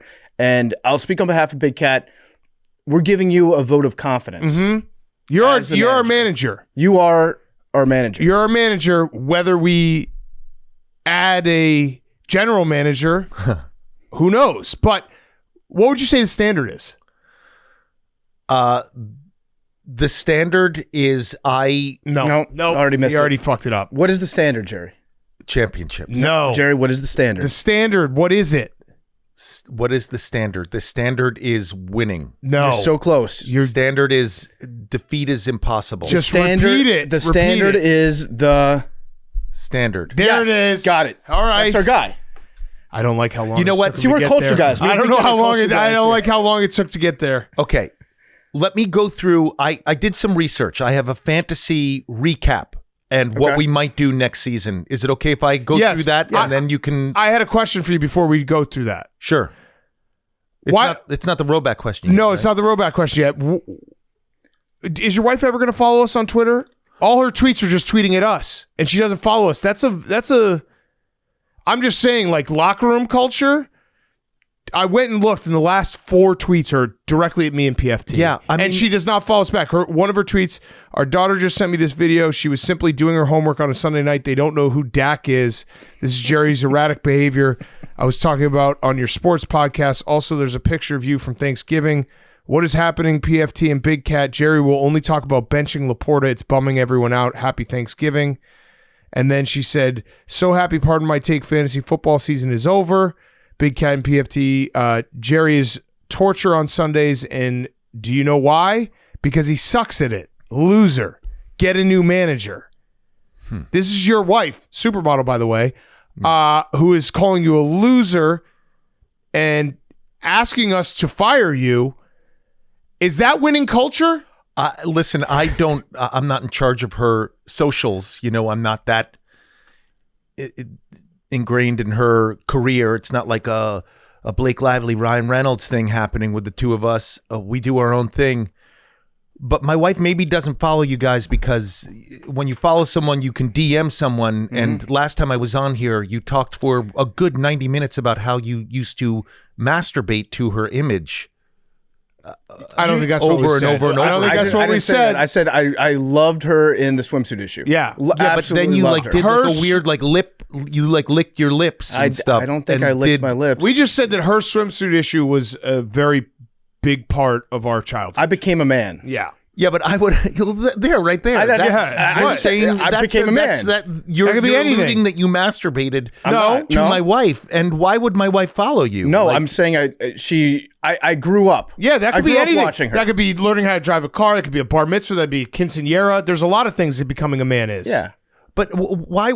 You know, my wife for decades has dealt with like weirdos and creeps. Like, And not weird. and saying guess things what? like I that. will point us out to him. We'll handle him for her. Like, is Jerry bothering you, Rebecca? 'Cause we'll help you. I will talk to her about following you. I'm sorry, I didn't know that you weren't being followed. Also, It's okay. It's okay, but she is, I would say, the perfect example of our fan base being upset about our fantasy manager. So we want to hear from the fans. Okay. Maybe we need to do a Jerry Con where we invite all the fans and they can tell us face to face, hey, here's the problem with his fantasy managing, because we answer to the fans. Jerry, let me just ask you this. Stand By Me. Yeah, I was in it. Great film. Thank you. Classic. How would you describe that? What is the genre of film that is? A buddy, a coming of age film. Exactly. Interesting. Rebecca Romaine was a coming of age thing for You're me. making. I understand what you're using the word coming. No. You said You you said used it. the word used a coming. long You started that. U. It was a long It U. was- There was a not longer one of U. those like It was not. German He's right. U's with the two dots over it. Umlauts, It was like yeah. booming. Yeah. You, It's a cooming of age. He was zooming. Yeah. He was zooming there. I would agree with you A on that. gooning of age. Yeah. Guys, listen, let me get to my fantasy Okay. preview for you. What I can do for you as a manager. I know you're thinking about bringing someone else in. I don't want to bring anyone else in. I think I can handle all the play calling duties. Let me just give you the research I've done based That's on fair. the 2024-25 season Okay. and what we have to look forward to. Okay. You have the All right. floor. Yeah, this is our exit interview after a tough season. What it is. That's what they do. Every team does this. After the season's over, all the players meet with the coach and the GM, Wow. talk about, hey, what's the direction you think you're going? How did you play? What can you get better at? Is this a performance improvement plan? Yeah, it's not. No. That we only have one of those that we're allowed to use, and it's currently being used. It's like a franchise tag. We're currently using it on memes. Yeah. So the pip can't be passed around like that. Okay. Let me go through my preview. Okay. So the exit interview. You're not exiting. What would you say you do here, Jerry? I didn't know that Joe Mixon. I mean, that's a transparency issue. Because where you we find weren't out, yeah, like The Athletic is going to do a story about this, being like inside a tumultuous 24 hours of the Pardon My Take fantasy league, and be like, Jerry O'Connell turned down AJ Brown for Joe Mixon, and that's where that's where he lost. Because imagine if you're if you're Joe Mixon, and you know that Jerry is shopping you. How do you go play ball after that? It'd be tough. It would be tough. And you guys said said- that his season took a downturn Major. right after you had him on the trade block. He actually fucked us. He fucked us out of winning the whole thing. Oh, guys, you want to see my Planet Fitness shorts? I was in sort of very a much. rush. I had to go with the jorts today. Oh, nice. Are those the Bing Bong jorts?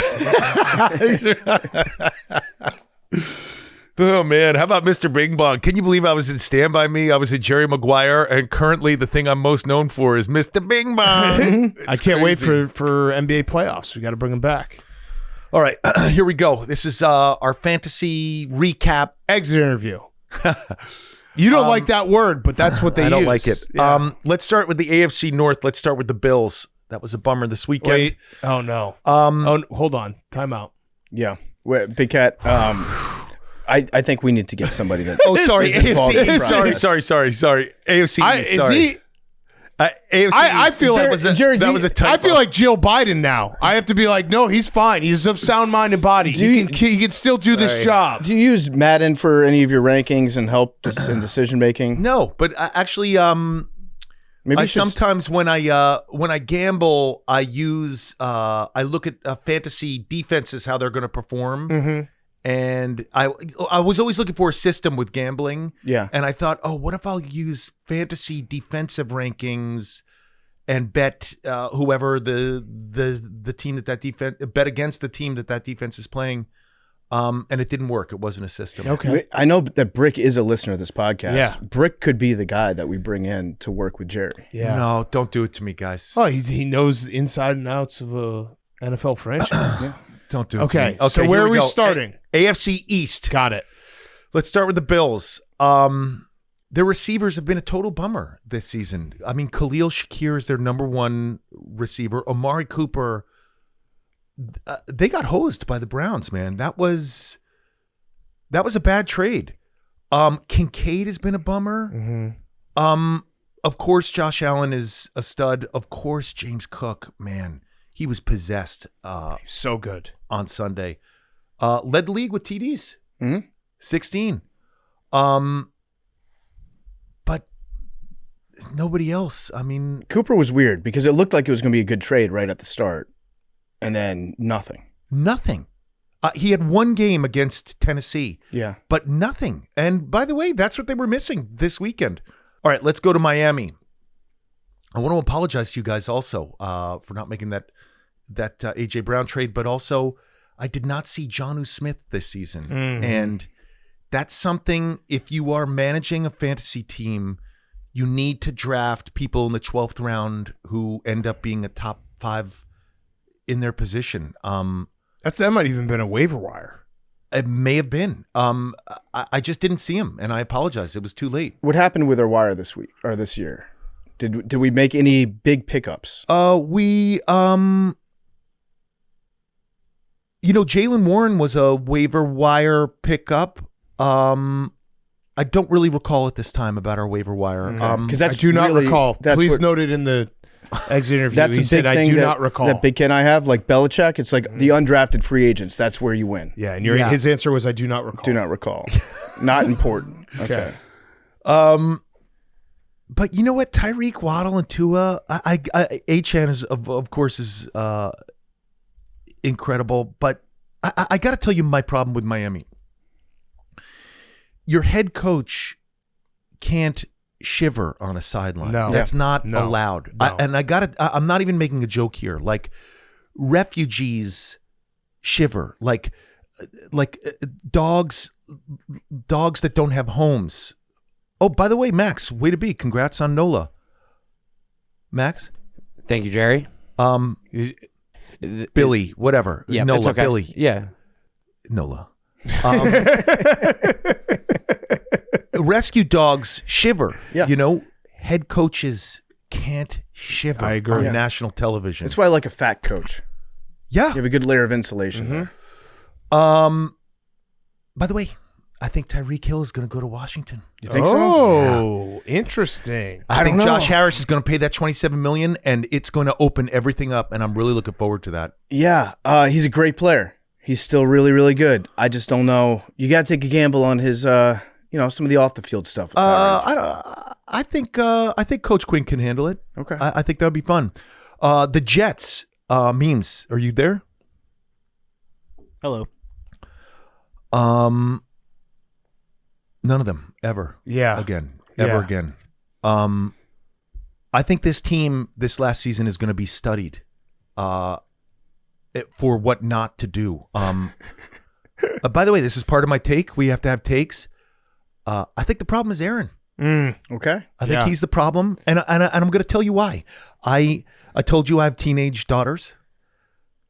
They're at the age now where they're bringing suitors home, young men, and I make them say hello to me, and I shake their hand, and I go, "Hello, nice to meet you. I'm their father," and I look them in the eye.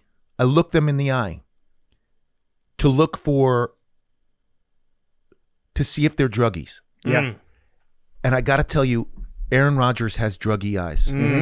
He looks like a druggie. And I know this because I'm dealing with young men all the time. And I look at them and I'm like, is this a druggie? Is this a druggie? You're a druggie. Get him out of here.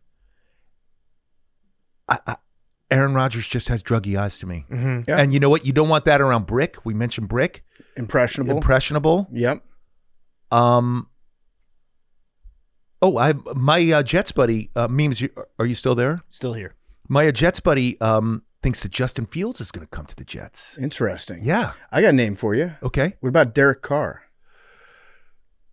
That's a good name. Yeah, it's a good name. I just this season really. You're just off quarterbacks. This season with him, I'm just not feeling it. I know he's a friend of the show. I listened to his interview. It was a great interview. He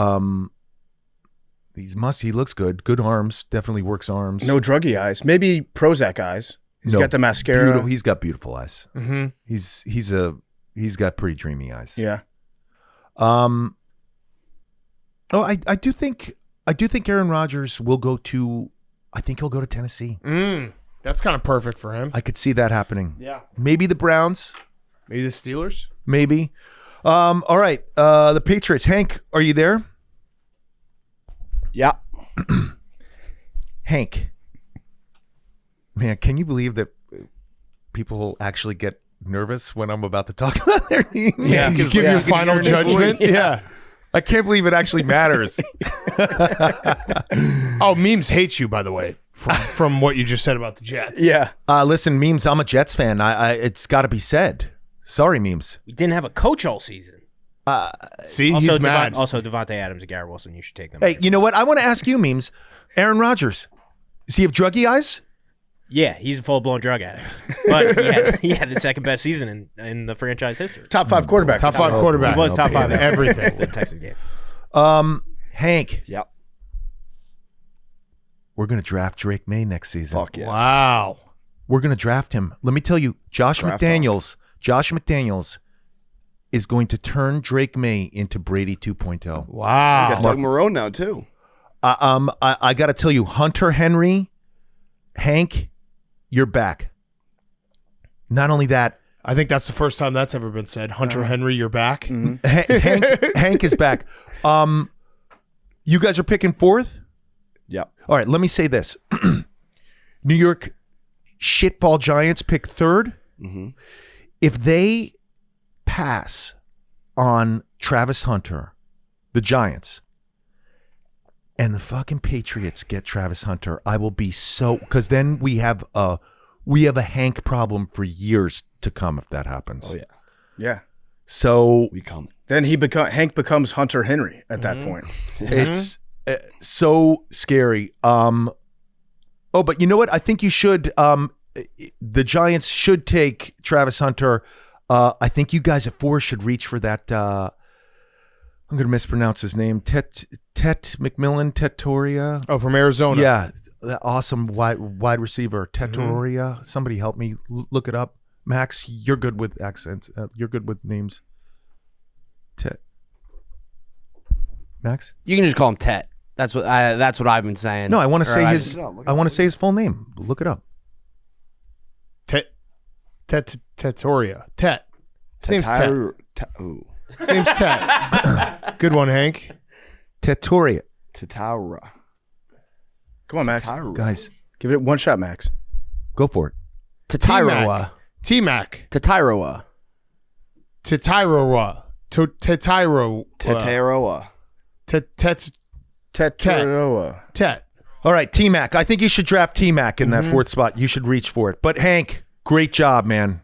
I mean it. Really good job. Thank you. Okay, we're going to get back to Jerry O'Connell in a second, but does everyone know what time it is? What season it is?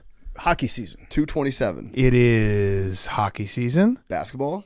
basketball, but it's also tax season. That's right, it's tax season, which we all know Hank is not a fan of. How you feeling about this tax season, Hank? Guys, you're not going to actually believe this, but I feel really good about my taxes this year. For Nice. once, I'm ahead of the game, all thanks to Tax Act. I'm not waiting until the last minute, and you shouldn't either. You should be like Memes and use Tax Act. They have Expert Assist. It's available to answer all of your questions. Every tax expert is based in the U.S., so the ins and outs of the tax system, any questions you might have, they have easy, quick answers for you. Super helpful, and they have different levels depending on the help that you need.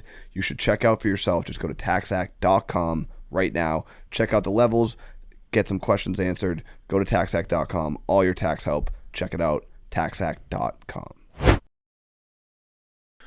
All right, let's head over to the AFC West. Okay. I got that right. The Chiefs, right? Yep. Yeah. Okay, the Chiefs. It's tough to get a beat on them because everyone was injured this year. You know what? I know Mahomes had big games, that Carolina game, that Tampa game, a couple others, Houston, Pittsburgh, but he had kind of a blah season. He didn't. Oh, this is a fantasy recap. Obviously, they had a winning record. This isn't about records. This is about fantasy. Everyone on that team had a blah season, and watching them these last few weeks, I have a feeling these old heads wait till the playoffs to start playing. Like, watching Travis Kelce, it's like he really didn't start playing until last weekend. And that's not what we care about, you know? Like, we want weeks 1 through 17. Oh, hey, I have a non-fantasy question. Okay. Obviously Josh Allen and Haley Steinfeld.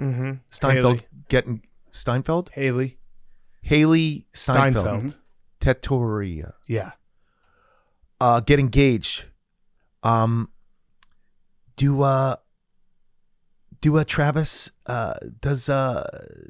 and Taylor, do they feel that pressure? Ooh.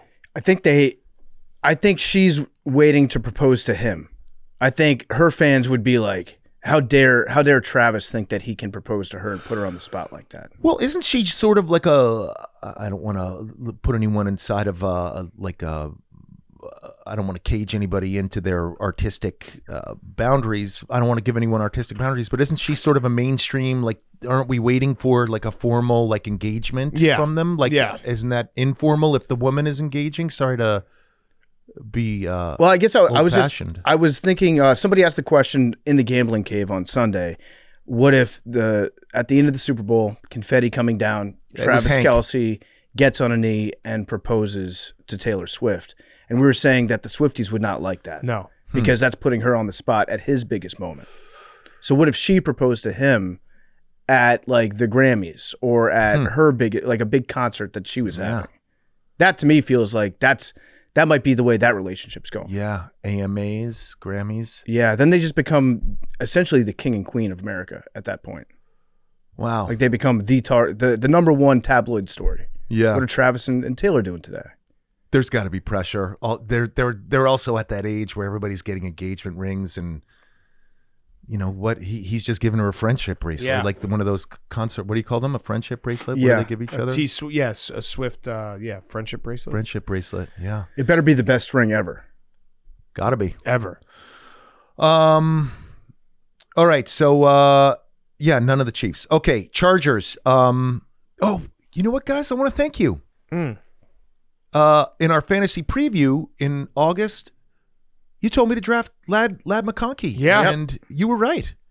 That's how you win fantasy. He was a 10th round draft pick for us. So let's see. The most important pick that our team made, me and Big Cat actually made that pick. And he just said that's how you win fantasy, and we didn't win anything. True. We're not winners. Players. Sounds like the standard is just getting into the playoffs. Pick. Just writing that down. Hey, you know what? Part of my take, gotta have a take. Justin Herbert, for fantasy reasons, kind of sucks. He's they ran the ball a lot. He's not really gonna work for us. I gotta tell you too about the Chargers. That Quentin Johnson drop in Week 12 against Buffalo. Mm-hmm. The circumstances, I think it was it fourth? It was third or fourth down. They needed it. It was against Baltimore, right? It hit him in the hands and he dropped it. That was some. Remember Daniel Jones tripping on the way to the end zone? That was some butt fumble. Yeah. That was some Cody Parkey double doink. That was like, I can't look at that franchise for a few years after that drop. Okay. It's just one of those. That's fair. Oh, Najee Harris might go there. That would be interesting. That would be interesting.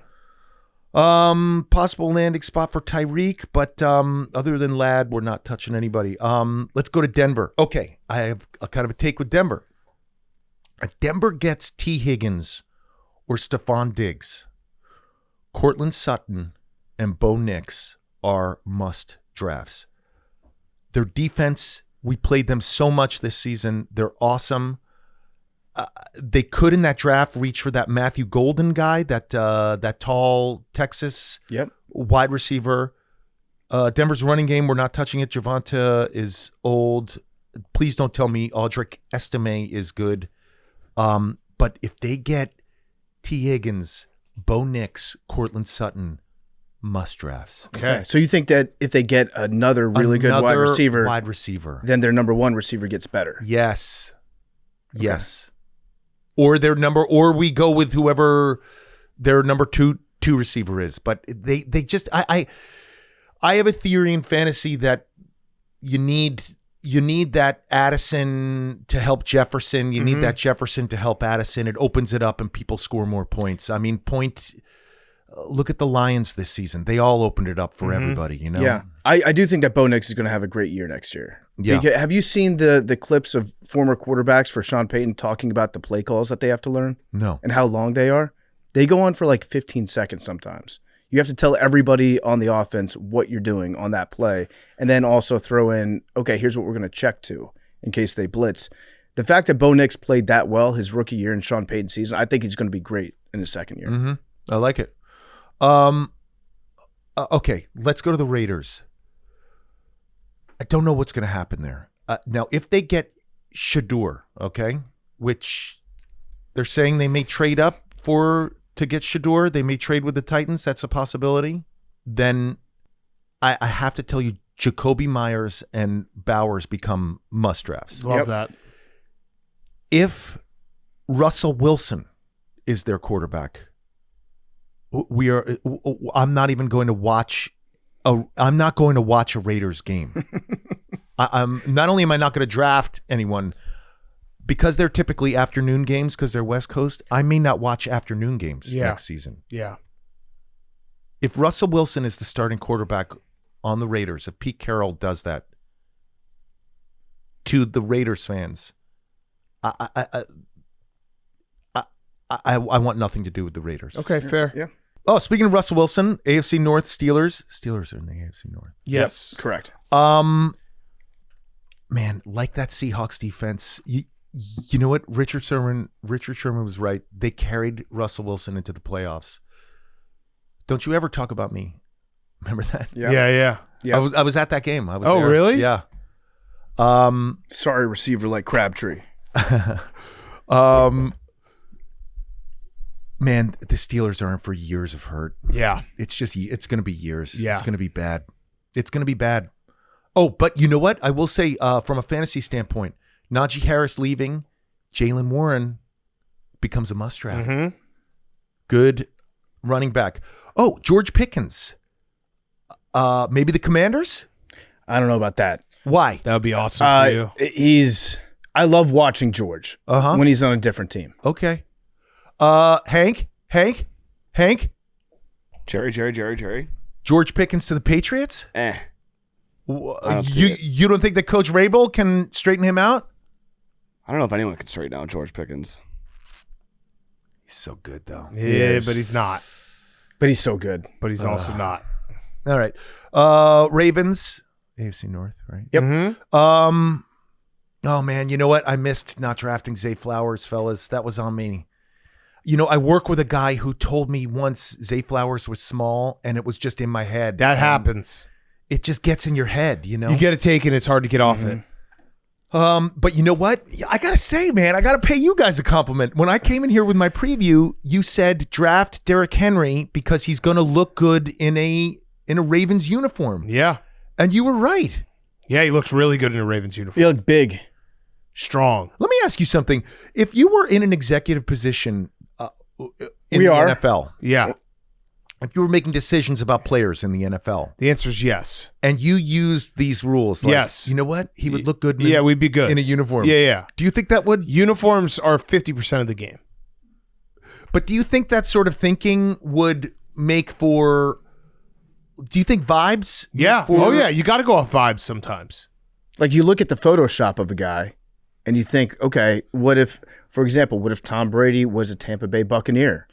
That looks good. Yeah. Derrick Henry as a Cowboy doesn't really look as good. No. Yeah, you guys were wrong. I think you said Andy Dalton was going to be a good Bear. He was going to look good as a Bear. Didn't you? Well, say that? listen, That was Andy wrong. Dalton, You he were did the wrong. new hair, so That was Yeah. So maybe it wouldn't work. I also love Derrick Henry's new hair. Yeah, He goes even higher, I think, on my board next year. we are definitely, if they're around, going to draft Lamar and definitely Mark Andrews. That man is going to be on a mission. Mhm. He's I on like a that. mission. He's got months to just sit at home and think about it. What a bummer. No, that was so funny when you posted the photo on X of Stavi. I'm not going to say it because it's on here, but with the thing in his mouth. yeah. You posted that photo, and I remember looking at it and being like, whoa, I can't believe they're posting that. That's not good. And then I watched it. Yeah. And none of it was in He there. was It's he so was down funny. bad. That was funny. The Bengals, man, I gotta say, you guys told me to draft Chase Brown. I didn't. Big Wow, miss. the more I go through There's this, a lot of misses. this is. You kind of Sounds threw like- us under the bus. on Sounds that like one. we drafted a perfect team. You were right about Chase Brown. I missed on that one. Kaseki kind of sucked. You know, T. Higgins, wherever he does go, something you think about. The last 2 seasons, he's missed 10 games. So that's something to think about when drafting him. Obviously, all the Bengals, they're great. And you know what? I think that Al Golden guy is their new defensive coordinator. Yeah. I don't know anything about him, but he looks like a football He's guy. a good defensive coach. Do you think that with T. Higgins, maybe he missed some of the games because he was thinking about getting a big contract, protecting himself? No, I think some players just get injured more often. It's true. Browns. This is interesting. If the Browns draft Cam Ward, I think the Browns have the second. Mm-hmm. If they draft Cam Ward, Jerry Jeudy will be a must draft for us. Okay? If the Browns, because Coach Stefanski used to be Kirk Cousins' offensive coordinator, if Kirk Cousins goes to the Browns, Jerry Jeudy will be a must draft. Wow. Ford and Chubb, we're not drafting them. But if they get a quarterback, Cam or Kirk, Draft Jerry Jeudy. we're drafting Jerry Jeudy. Okay. And when he's healthy, if you have Chubb or you have Ford and you're watching a Browns game, whoever scores a touchdown, you get excited, and it's always the guy that you don't have. Yeah, exactly. Always. Exactly. Bummer. AFC South is dead to us. Yeah, I was gonna say skip the whole The thing. entire division. They're just cursed. What is the word in hey, Max? Here. Present. What's the Italian American term? It's the malocchio. It's like the curse, right? A Maloik? Yep. Malocchio sounded right to me. It's malocchio. I think it is. It's like the curse. Yeah.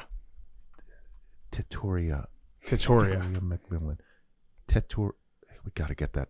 I want to apologize to Mr. McMillan, T-Mac. I'm sorry. Once we get it, we'll get it.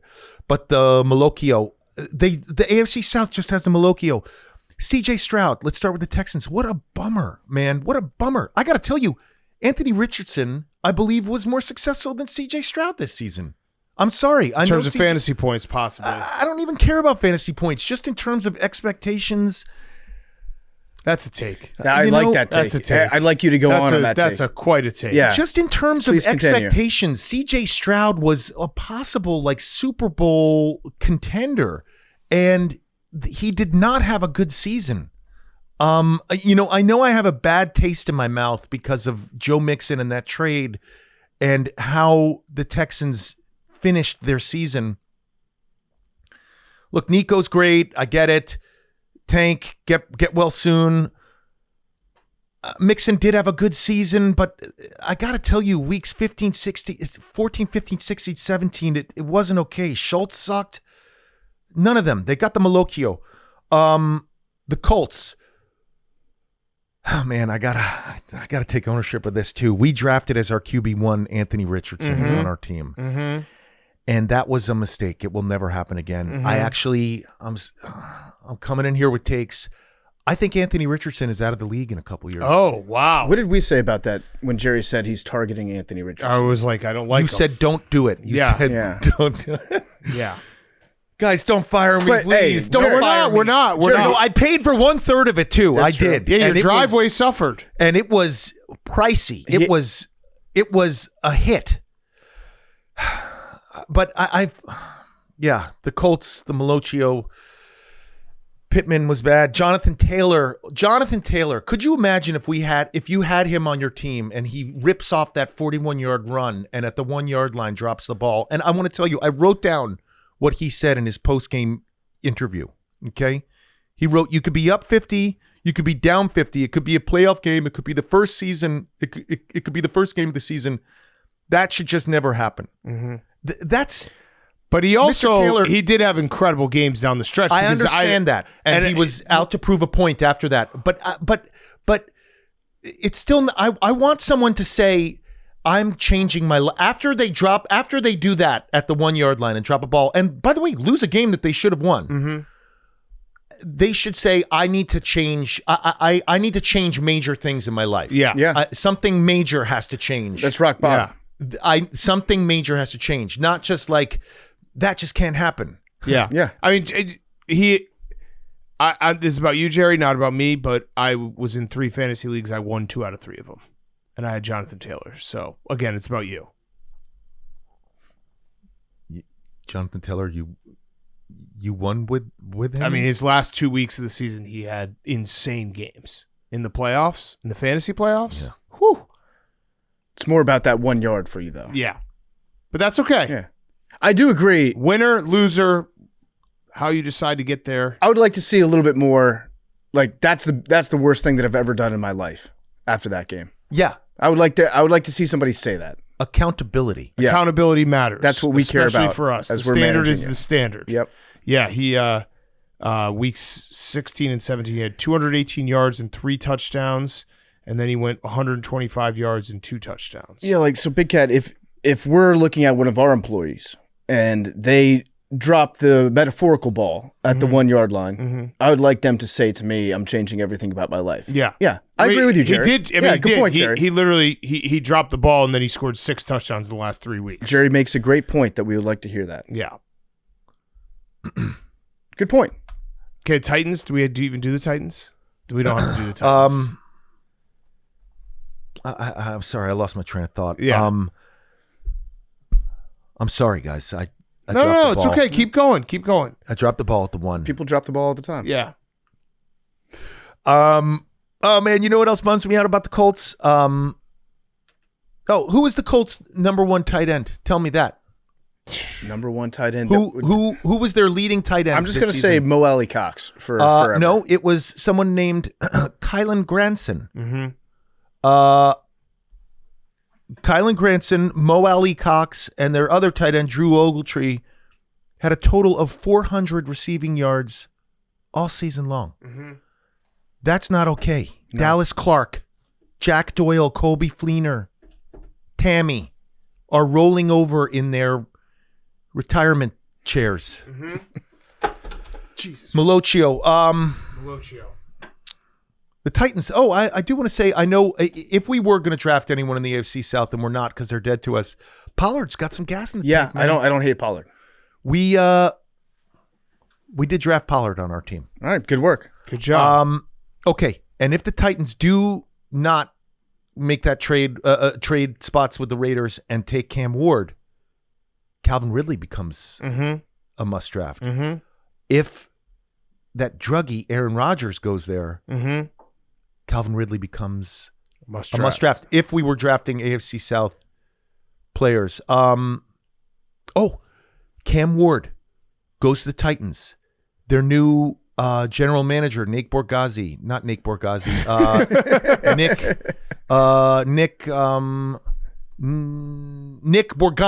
Okay. Nick Borgonzi is their new general manager. He's the one who scouted Patrick Mahomes for the Chiefs. Okay. So Cam Ward on the Titans. Watch out. Best quarterback of all time. Watch out. Jaguars, I guess Brian Thomas Jr. He's pretty good. You can't draft Bigsby or Tetienne. Do they have a general manager yet? No. Tell me about Ian Cunningham. Who is Ian Cunningham?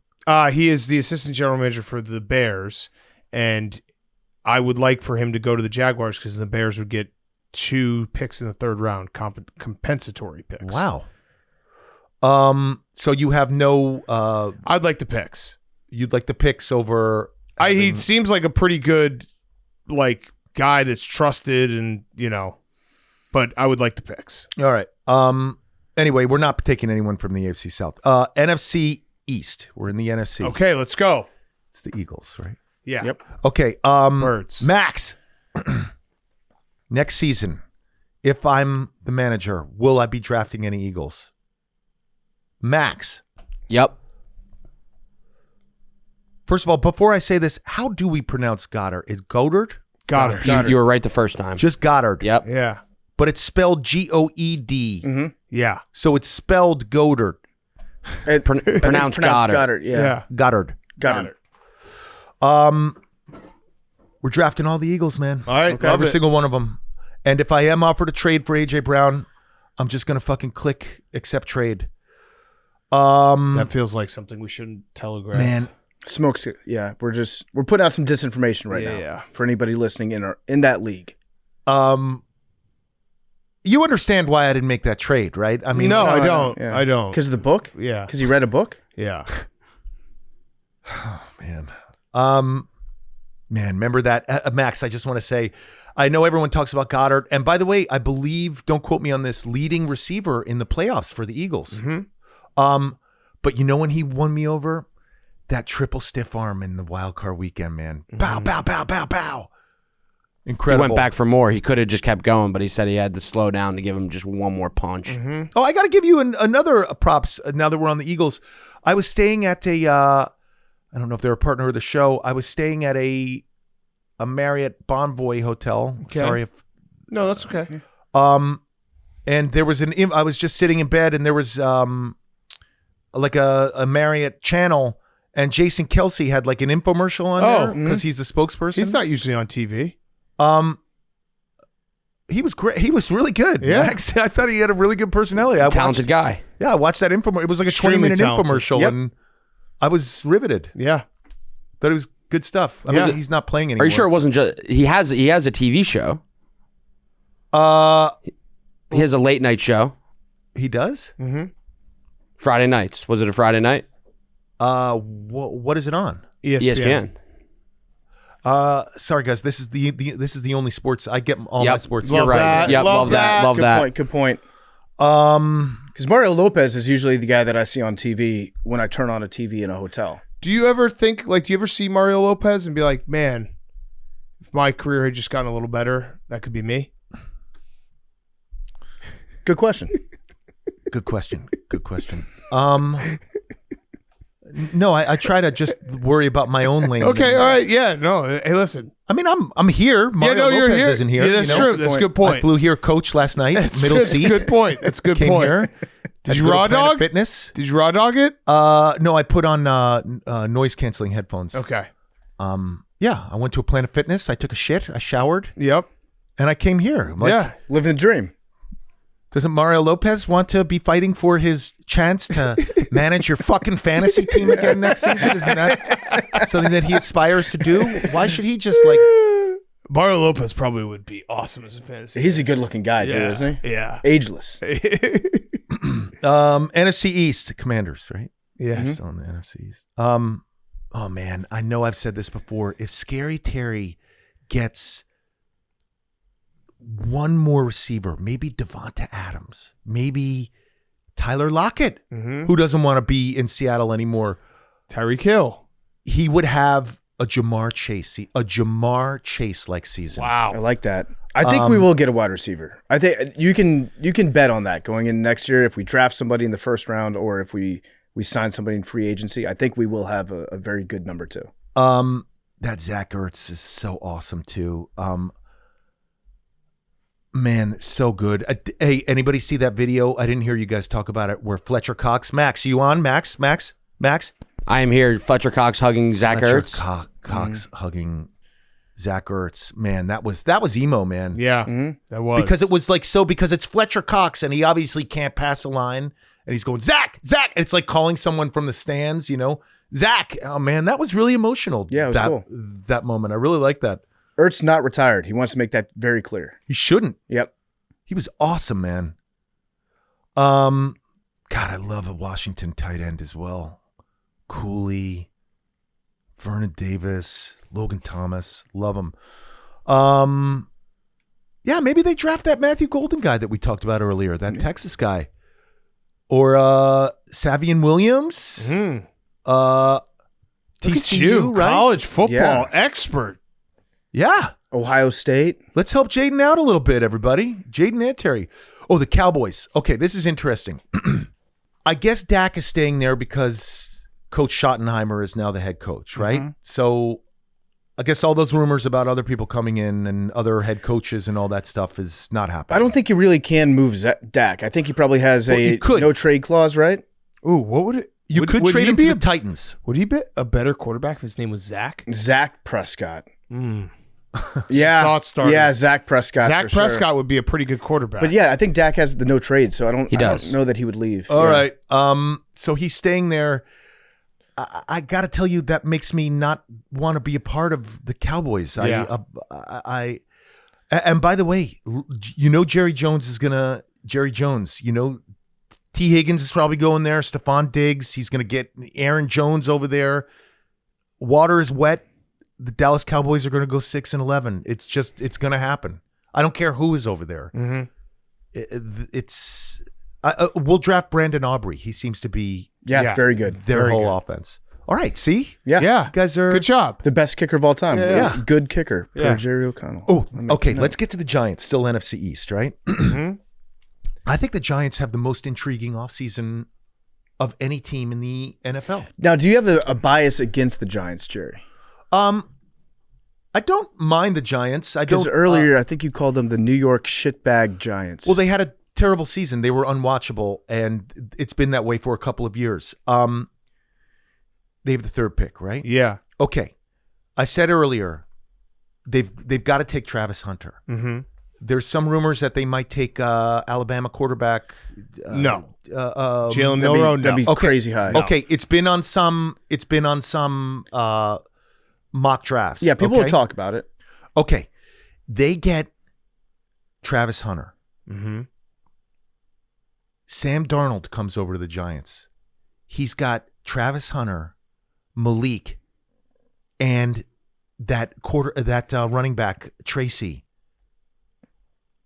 Max, they're winning the NFC East next season. Wow. I don't know about that. Wow. That's a hell of a take. Whoa, Wow. whoa. Max, you hear those bells? Bing bong. Yeah, you hear footsteps, Maxie. Sam Darnold comes there. Travis Hunter, Malik, Tracy. They're winning the NFC East. It's always a different team every year. But they better not take that Jalen Milroe. I've seen some mock drafts with him up there. Let's go to the NFC West. The Seahawks, right? Yep. Yeah. That's good. Oh God. All right. To prepare for this, I listened to about 20 fucking hours of Locked On Seahawks. Kill me now. Because I really didn't know what was going on with them. And I'll tell you, if we even think about drafting anyone there, it's because they went 10-7 last year. And I want to tell you, the only reason why that team went 10-7 is because Mike McDonald is a really good coach. All right. After my 19th hour of Locked On Seahawks, it seems like Tyler Lockett is leaving, which leaves Jackson Smith-Njigba. I said that correctly, right? You did. That was a little scary one Yeah. to say. Jackson Smith Njigba. Njigba. Yeah. Max, if I said anything, just beat me out, okay? I'm really towing the line there. Jackson Smith Njigba. Yep.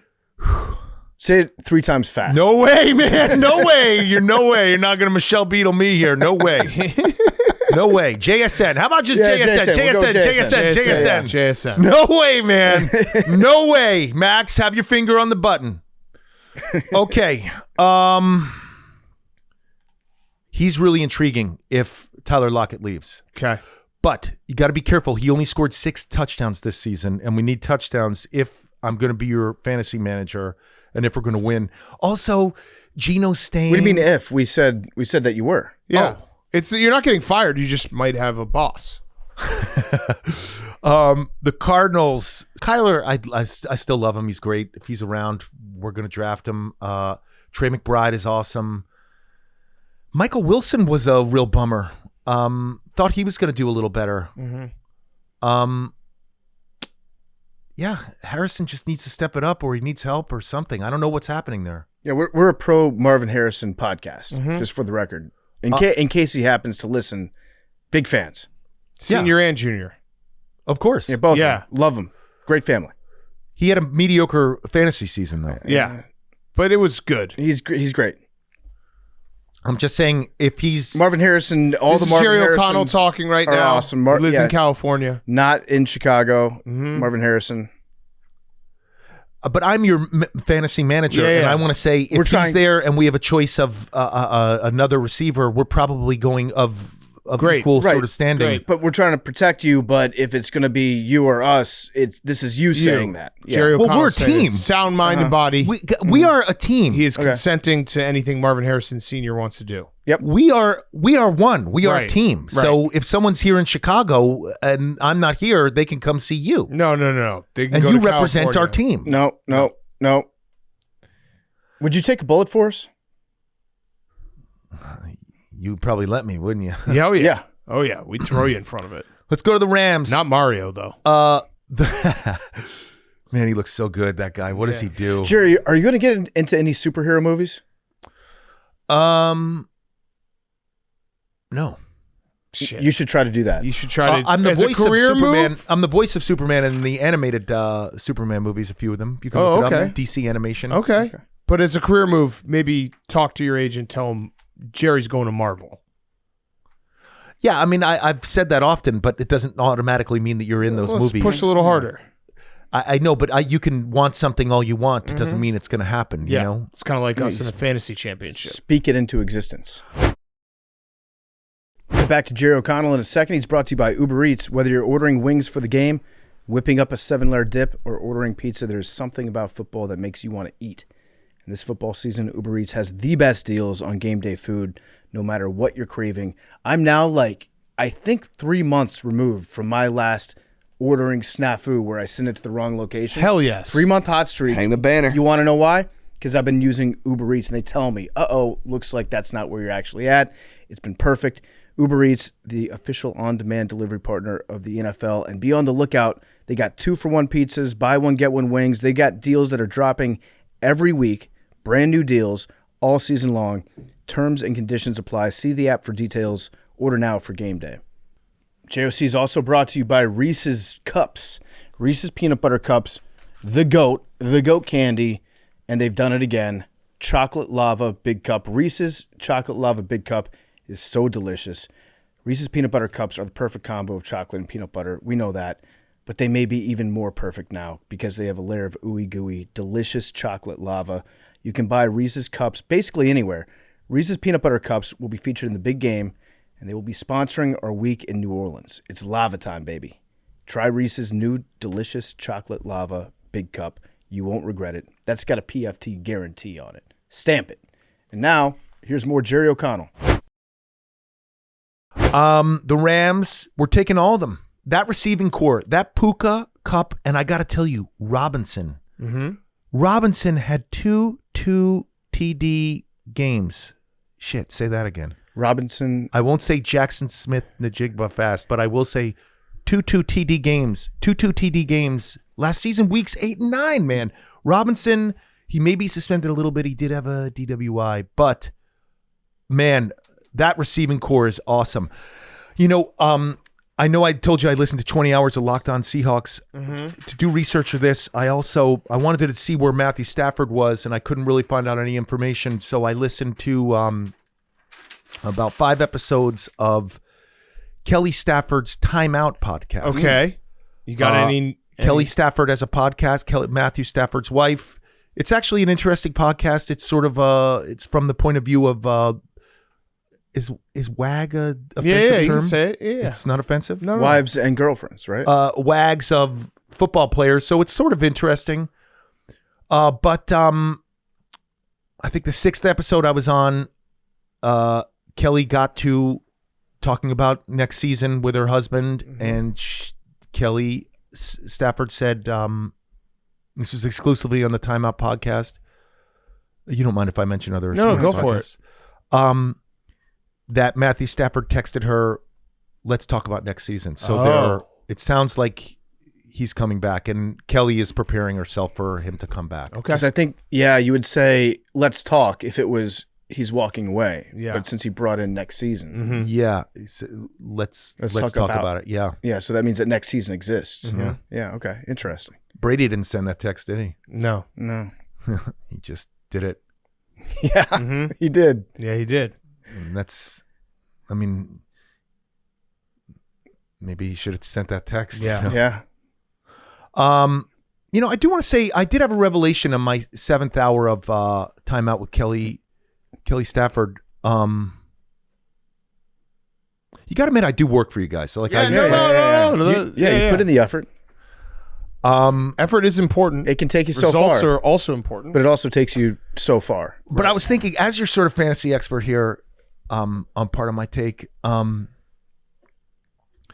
some people say to me after they yell like Bing Bong or stuff like that, or yell like Maxie, they say like, hey, when are you getting a podcast? And, I was like, yeah, like, when am I getting a podcast? Like, and then when I told you I was in the 7th hour of Kelly Stafford's Timeout, I was like, you know what, guys? I think we've reached the end of the earth. I think there's all the pocket. I think we've hit them all. What'd be interesting though is like if there was a WAGs podcast, but for the wives and girlfriends of fantasy managers, and if there's anybody out there that is maybe like a wife of a guy that spends a lot of time on fantasy and he's annoying, and you want to start a podcast, I think Barstool Sports would probably be interested in producing that. Yeah. Yeah, I might We know would somebody. be in for that. Yeah. Hypothetically. Bet you guys would like that. Yeah, Like I mean, her to follow me, but yeah. I just think we've hit critical mass with podcasts, I just think it's over. Yep. Yeah. BFFs, that's all about chicken fries, NDAs. Armchair talks about everybody's sober. It's good. It's healthy. Smartless, actors talking, laughing at each other. I mean, Rogan's got the ivermectin. What would my lane? I don't even know what my lane would be. No, I don't. Yeah. Pod saves America. Is Biden's all good? I mean, what? I don't even know what my lane would be. Yeah. I think that's it. All right, 49ers. Man, how funny that we dodged that Christian McCaffrey bullet. Yeah. Those, We could have like I almost had the first. Oh god, we could have not won the I know. championship. That would, yeah. Oh, but you know Disaster. what? I got a problem with the Niners. And you know what? John Lynch, obviously, great at his job. They've been to 2 Super Bowls. Great at his job. What's going to happen with Brock Purdy? I don't know. Probably pay him money. I understand that. But is John Lynch going to John Lynch and not, is he not going to show up to camp? Like, remember the whole, because I think that whole Brandon Ayuk thing tanked their season. Set him on a bad path. Yeah. What happens there? I don't know. Yeah, it's a interesting question because you would think that he would want to be paid like more than Dak Prescott. And Dak Prescott is the highest paid player in the league. But then now you've got all that cap committed to Brock. Your team's already you've got a lot of questions about who you keep around. And also you kind of owe Brock Purdy because nobody talks about Trey Lance because of Brock Purdy. And all the picks you gave up to move up to get Trey. Yeah. It's funny. I didn't even think about that. Look, I'm always just pay the players. You end up paying them anyway, so why keep them out? But John Lynch plays hardball. Also, so we're going to stay away from the Niners. Also, I got to say, I don't know if it's like my age range, but like it makes me think of the early 80s, and I get like the colors. It gets kind of depressed. Like I think of like cigarettes and earthquakes and just like, I don't know, they kind of depress me. It's always an afternoon game. All right, NFC North, Lions, all of them. The fact that Jameson Williams went so off weeks 16 and 17, it just opens up that entire offense. Just all of them, every single one of them. I do think Coach Campbell should have not played any starters in week 17. I thought that was a big mistake. I think it's why they're not playing in the Super Bowl. You know, it was so funny. I was thinking when Saquon watched Shipley score a touchdown on Sunday, to see how pumped he got. Max, are you still on? Max? I'm here. To see how pumped he got. Jerry's like Max's dog. He gets separation anxiety. He's like, Max. He can also. I'm right here. You can see me. Oh yeah. It's cute though. You get afraid that Max left. I think it would have pumped the whole team up, and I think they would have performed better against in the postseason. Mm-hmm. You know, I think it has a lot to do. I'm not kidding. And this is part of my take. I gotta have a take. Yep. I think a lot of it has to do with Copenhagen. I don't know if anyone has ever. I know we have like fans of Zin out there and stuff. Lucy. Yeah. Lucy. Apologies. That's okay. Let me Do you want one? No. Let me try that again. I think you should have one. No. Thank you. I'm off the neck. You want a lip pillow? I know we're all fans of Lucy here. Yep. Do it again. 3, 2, 1. Like, you know, Mario is like a super professional. He does. Yeah, like, no, he wouldn't. Takes. He goes like this. He goes. Well, he wouldn't fuck that up. 3, 2, 1. I know we're all fans of Lucy here, and I gotta say, because Coach Campbell is a Copenhagen guy, I think that's been established in Hard Knocks, right?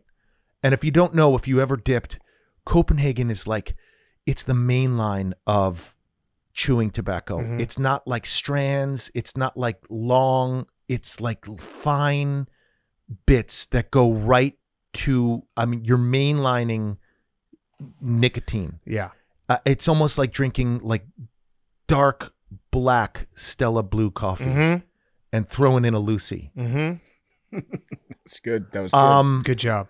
But I think because he's a Copenhagen guy, I think he's like, we're going to keep going. We're going to keep going. We're going to keep going. No rest. All gas, no brakes. All gas, no brakes. And you don't have a natural sense of like, hey fellas, let's take a break for a week. Yeah, take a beat. Yeah. So I think that all gas, no brakes doesn't work. Vikings. What's going to happen there? Is JJ McCarthy going to be any good? I think he's going to be good. I think Kevin O'Connell will make sure he's good. Okay.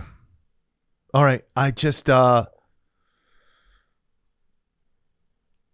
know. I mean, we'll wait till the preseason. Kirk Cousins maybe going there? Going back? I don't think so. I think it's going to be JJ McCarthy. Maybe. I don't know what to do with Sam Darnold. Packers. Oh, Big Cat, this is going to excite you. Their receivers suck so bad. Yeah. Well, is it the receivers or is it Jordan Love? I think it's the receivers. I think it's the receivers. Could be both. I don't think Jaden Reed and Christian Watson are doing it. I mean, Kraft is good, you know. We're just staying away. The Bears. Big Cat. You ready? Yeah. None of them. Are you ready? Yeah. How do you feel like when you're about to hear my take on your team? I think you're going to say none of them. So anything over none of them is a success. He's 6 out of 10. 6 out of 10 excited. Well, it's so funny. I did a couple drafts of this because the NFL is ever changing, especially these days with like hirings and everything. We were going to say none of them. Yeah. That they were poison. That I expected that. They infected your team, Mr. Smith. They were the monkeypox they're the human papilloma virus of fantasy. These are all fair. But now that your coach is Ben Johnson, yeah, all of them. Oh, he fixed everything. Turned around quick. Rome Odunze. He's the antidote. Is going to be Jameson Williams 2.0. He's going to have He's going to have a rushing and passing, and he's going to have 3 touchdowns a game. Okay. Okay. Shit. Let's talk about drafts. The person who should have won the Heisman, Ashton Genty. Is he going to be Travis Hunter had a pretty good season. I don't know if you could do should have. Travis Hunter won the Heisman. Is this what is this show called? Part of my take. I'm going to have a take. Okay. Anthony Ashton Richardson Genty better should have than won the CJ Heisman. Stroud. Okay. Is he going to be a Bear? Possibly. If he is a Bear, can you imagine all the Coach things that Johnson, I've said about him and having to interview him? Yeah, I've imagined. Can you imagine what Coach Johnson is going to do with Ashton Genty? Yeah, he's gonna get freaky with it. What happened with DeAndre Swift this season? It was the offensive line, but also he's not very good. I don't think. I think there's a big difference between running behind the Bears offensive line and running behind the Eagles offensive line. I think that's what that showed us. Yeah. Maxey. NFC South, Falcons. Okay, I have a question for you guys. By the way, I'm gonna say it right now. I won't work with someone else as your fantasy manager. I have to set. He's trying to flip it on us. I have to set boundaries. Okay. I won't work with someone else. All right. It's just the three of us. That makes our decision a lot easier. Do you not get along well with others? I don't want to be stuck with Brick. Isn't that Woody Johnson's kid? Yeah. I'm not doing it. I'm not doing it. I think if it's Brick, you should have to accept that. Mm-hmm. It's Brick if or we nobody. get Brick to do the Hot flash. Oh, he's taking off. Do you still have that weird tuft of hair in your back?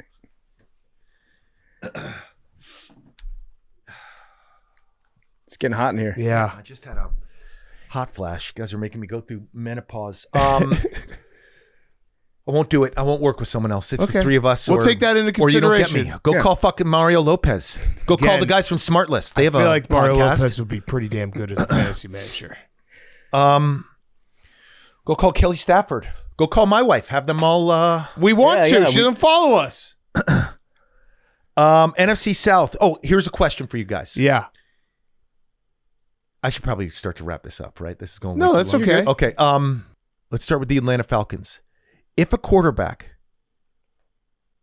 Week 18 against the Panthers, goes off, I'm talking 2 passing touchdowns, 1 rushing touchdown, goes off, looks amazing. Are we drafting him in the 2025 season? Talking about Michael Penix. Yes. I thought he looked pretty good. I would maybe hold off. Maybe a late round backup guy. He's not your fantasy starter. Okay. What'd you see from him? Just that. See, here's the thing. It was Week 18. It's like the last taste in your mouth. So you're like, oh, this guy. Yeah. I'm targeting him. No one else is watching this game. I don't think we should is it. base our projections on Week 18. Yeah. Is Week 18? That's a pretty important fantasy week, right? Yeah. Kyle Pitts is never going to happen. Facts. I like that. That's the best point that you've made. Yeah. Starting to come around. Yeah, that's growth. Bucks. Man, Stephen Che is going to get so excited right now. He's getting some blood flow. All of them. Every single I like Buck. that. Baker, Evans, Chris Godwin, before he got injured, was like just having a record-breaking season. Bucky Irving, Cade, all of them. They have an offensive. Do they have an offensive coordinator yet? I think they're working on. They're that working right on now. it. Is Yeah. it that Grant guy from Minnesota? They're working on. They're basically calling anyone who's talked to Kevin O'Connell or Because if it's that Sean Minnesota McVay. assistant, right? Yeah, The Bucks are must-drafts, all of them. I like that. Mm-hmm. They're about to have a lot of fun. It might be that Marcus Brady guy too, who was the passing coach at the Chargers. Whoever it is, they're going to have fun, all of them. Saints, none of them. Could you imagine a world where Alvin Kamara is actually on like a team? Yeah, it'd be nice. I mean, what's his contract situation? Why is he there? I think didn't they give him 2-year extension? It's just not happening. What do you think about Spencer Rattler? No. Okay. All right, good. Good answer. Panthers, wrapping this up, guys. Can you believe Adam Thielen is still doing it? Yeah, He's still he's doing out it. there doing it. Oh gosh, I know this has been a bad pronunciation. Chuba Hubbard, right? Yeah, Not Yeah. No, it's Chuba. yeah. Chuba. Yeah. Chuba Hubbard, not Chubba Hubbard. Chuba Hubbard. Chuba Hubbard is a must draft.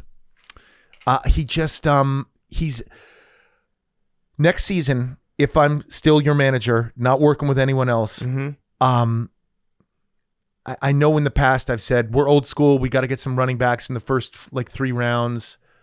We're gonna wait till rounds 4, 5, and 6 to get our running backs. And Okay. Chuba falls right into that. Okay. And my final take, I think Bryce Young is gonna have a really good year. next Okay, year. I like that. So, That's it, guys. yeah. So we're like Jerry Jones and Mike McCarthy. We're gonna need some time, but you're not allowed to interview anywhere. I'm going to Jacksonville this weekend, but it's a personal thing. Okay, yeah. We're gonna block all interviews, but we're gonna need some time to figure this out. By the way, guys, I loved your take on that Jaguars hiring and saying like, "Hey, man, anything goes." Yeah, it's the NFL. There are no friends. You know? Yeah. Weird guy though. All right, so I have one last question for you, Jerry. Oh, hold on a second. Yeah. Well, no, my last question might be No. what you're Hold going on to a do. sec. Just hold on 1 second. Okay, all right, hold on. Hang on. Okay. I'll hold on. You know, I got to tell you, I don't think you're seeing much leadership from me, and I want to show you some. Yeah, you're trying to strong arm us. I like that. I like that. So what I have here is a Roback poem. Oh, okay. RHOBACK.com, promo code TAKE, 20% off your first purchase. Q-zips, polos, hoodies, joggers, shorts, Roback.com, promo code TAKE. Go right now, Roback.com, promo code TAKE. Love that. What is a Q-zip? Quarter zip. The Hezzy hoodie is incredible. The new Roback Hezzy hoodie. Okay. All right. This is the Roback poem. This is a poem for memes. Memes, you there? I'm here. Memesy. Been a long time coming that Memes got his own poem. Memesy. But it's tough to compete with that TV setup you've got at home. He's got 3 TVs. Memesy. Yes, all those TVs and stimulation could put people into sports media comas. Memesy. But we can say for certain, Max won't be watching any college football with Tiffany Gomez. He blew it. Memesy. Yes, the man has 3 TVs. His sports coverage, one could not strengthen. Memesy. But maybe on one of those TVs, Max could watch his favorite show, The Penguin. Oh, he loves that show. Memesy. Yes, your shenanigans with Maxie are always such a hoot. Memesy. You're always a good friend to him, making sure his toes stay warm in his walking boot. Tootsies get cold. Memesy. We love hearing your electric voice. Never do you ever sound gassed. Memesy. Always bringing the energy for this national sports podcast. Memesy. Such an essential part of the show. You truly are the can-do man. Memesy. Always staying ready in case this sweatshop hits you with that performance improvement plan. Pip 'em. Fuck these guys. Memesy. Yes, you're one of the greats like Mattingly, O'Neal, and Matsui. Memesy. And you've lasted here way longer than our old friend Huey. Nothing, huh? No explanation? Memesy. Speaking of things on PMT that we abruptly bid adieu to, Memesy. Whatever happened to that song Electric Avenue? Nothing, guys? No explanation? You're not going to say anything, huh? Nothing. Just ignore it. Memesy. We kid the staff here. We don't want to be a total hater. Memesy. We also don't want to set off alarms like you threatening to strap a bomb to your chest and go full Al-Qaeda. You can't do that, Memes. You can't do that. It's not a joke. Memesy. You are PMT's secret weapon. You're the glue. You're the special sauce. Memesy. And if you play your cards right, soon you can play golf all summer long and call yourself the boss. Thank you. Memesy. Yes, it'd be fun to call all the shots from the comfort of golf carts. Memesy. More fun than watching someone for a whole weekend just throw fucking darts. Cool content, bro. Memesy. Yes, we love to hear you and Maxie in the booth with all the back and forth needlings. Memesy. Like what to do with Max and PFT's hair, but careful around PFT's brand new seedlings. They're expensive. Memesy. For so much of this show, it is you that we have to thank. Memesy. Even if you're continually threatening to physically fight Max and Hank.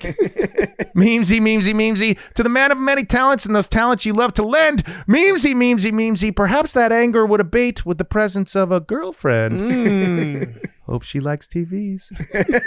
Memesy. We all know you are capable of showing affection toward a special girl with a sense of humor and perhaps long, luscious hair. Memesy. That has been evident in the love and care you have shown Mr. Pear. You love that turtle. Memesy. You take such good care of Mr. Pear and all the pets that we neuter and we spay. Memesy. But if you start dating that young lady chicken fried, don't ask her to sign an NDA. Don't do it. She doesn't like those. Memesy. We love hearing your optimism regarding the Jets, even in a season filled with strife. Memesy. And I want to thank you for being the only one here who hasn't talked about jerking off to my wife. It's weird, guys. So Memesy, we love you, your wit, and your delivery that is oh so very dry.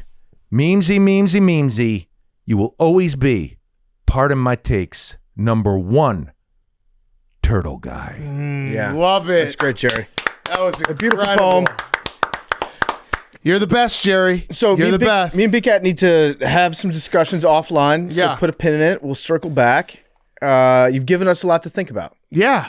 And, I'll say this. No matter which way we go in terms of the fantasy team, I hope you feel the same way, that we've enjoyed our time together.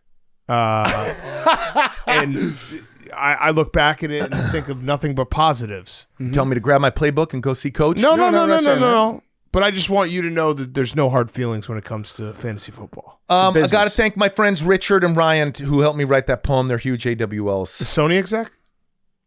Don't say where it works, please. Shout out Richard and Ryan. We're big fans. I love you guys. Whatever you guys decide to do, I'll be okay with. Maybe BFFs has a fantasy team that they want me to. Yeah. Not win a championship with. Podcast is Listen, still we're results. happening. We're results. All right, love you, Jerry. You're the Third best. place. Come on. JOC was brought to you by Game Time. The big game is here. There's no better time to get out to some games with the help of Game Time, the official ticketing partner of Barstool Sports. You know that we love Game Time. Now with their brand new Game Time Picks feature, they're making it even easier to get to a game, including the big game. Max, you're going to be going to the big game. Yep, using Game Time. Congratulations, Max. Max. Shout out Game Time. I love Game Time. Can't wait to be in New Orleans. It's going to be like the best week of your life. It could be. It's going to be incredible. Could be. I'm very happy for you. And if you're looking to get into the big game, use Game Time and use their Game Time Picks feature. They're going to filter out all the fluff and only show you incredible deals on great seats, so you don't waste your time searching through thousands of tickets that you don't want to buy. Hank, you're looking at tickets for the big game, right? I am looking at them right now. What are we looking at with the Game Time Picks feature? Right now, I mean, it's still early, but right now I'm looking at the cheapest seats. You can get in for around $4,200. Okay. Well, it is the big game. The biggest game. And guess what, though, Hank? That's not the right price, because I'm going to knock an additional $20 off there. Nice. All you have to do is you download the Game Time app, you create your account, use code PMT, and you get $20 off your first purchase. Terms apply. Again, create an account, redeem code PMT for $20 off. Download the Game Time app today and get to the big game. What time is it? Game time. Who? And Guys on Chicks is brought to you by Eroxon. Let's talk about the elephant in the room right now, erectile dysfunction. 1 in 4 men 18 years and older experience ED, which means that you or someone close to you might be experiencing it. That's why I want to tell you about this new ED treatment gel. It's called Eroxon. It's the first ED treatment gel with clinically proven results that you can get over the counter. And while it may not work for everyone, studies showed success in over 60% of men. The best part is no prescriptions, no online questionnaires needed. Get it right over the counter. Why wait? Try Eroxon today, available in stores and online. Visit eroxon.us to learn more, eroxon.us, and learn more. Okay, let's wrap up the show. Guys on Chicks with a wrinkle. Guys on Chicks about getting old, because this is the last episode you'll be listening to with us in our 30s. Yeah. It's basically been, this show has been basically the entire decade of our 30s. I've been worried about turning 40 since I turned 30. And then I was so worried when I turned 39 that I feel like now I'm not. I'm already there. I definitely like starting to feel it, just like physically. I think I have plantar fasciitis, which sucks. Didn't even know my heel just hurts. This is all self-diagnosed. I'm not going to see a doctor. I think I'm just going to get a shitload more tattoos. Yeah. I think that's just kind of how I'm going to deal with this. I don't really have any other outs. I was actually getting a little sentimental last night because I realized I've known you a little bit longer, but I met PFT for a birthday party for his 30th birthday. Yeah, true. when we So were 10 years. Yeah. On the dot. Yeah. That Started is off crazy. Pounded Mad Dogs. Now we're drinking Malort. We've said it on the show before. I know I have, and obviously I'm 30 now. But I do remember like Big Cat was going crazy hard for his 30th birthday. And I was like, damn, he's 30. He's still got it. Like he's old. Don't got it anymore. And now I'm older than that. Yeah. Mm-hmm. Also very funny I because was like, 21. The first time Dave 20? and PFT met, I think I said I was like, this is PFT. He's super talented. Like he does the misspellings and like he's joking how you do misspellings and stuff, but you're serious. He's joking. And Dave was just like, what? I don't get it. We got to do it for 50 now too. What do you mean? Well, I'm saying now it's like 10 every 10 years. Wait, but what are we doing for 40? Case race. Oh yeah, case race. Shit.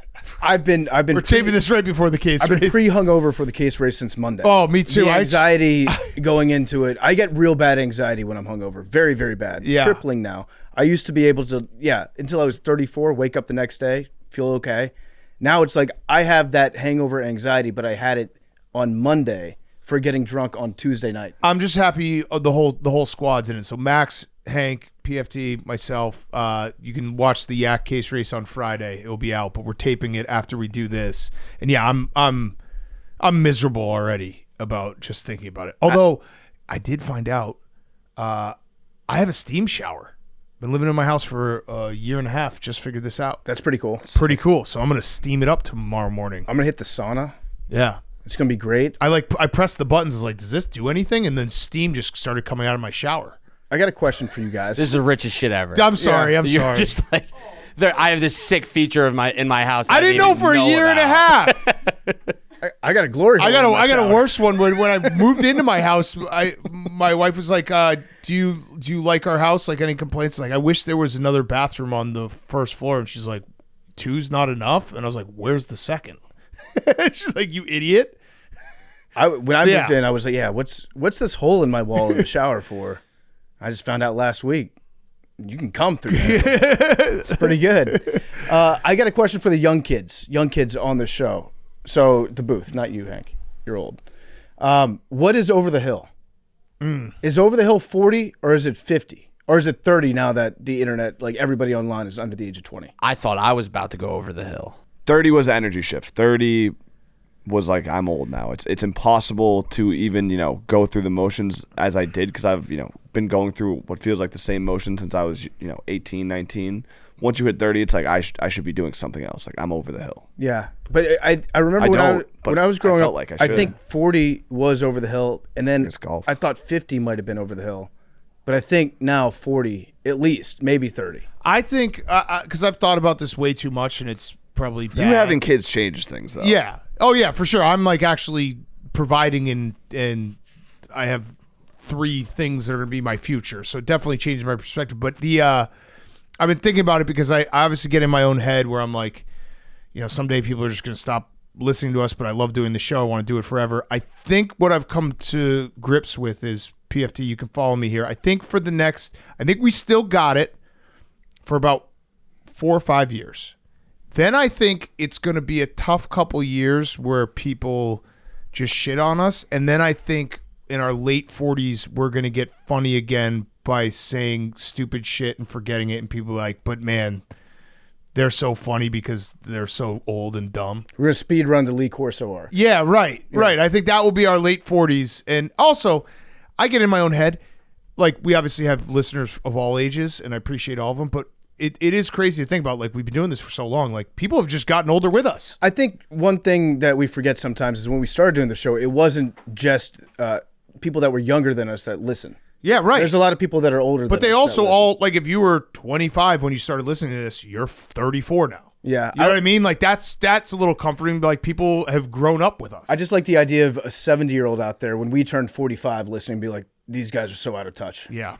I still feel young. 40 is definitely, it's more the fact that I don't think I'm going to live much past 70, 75. So I'm past halfway.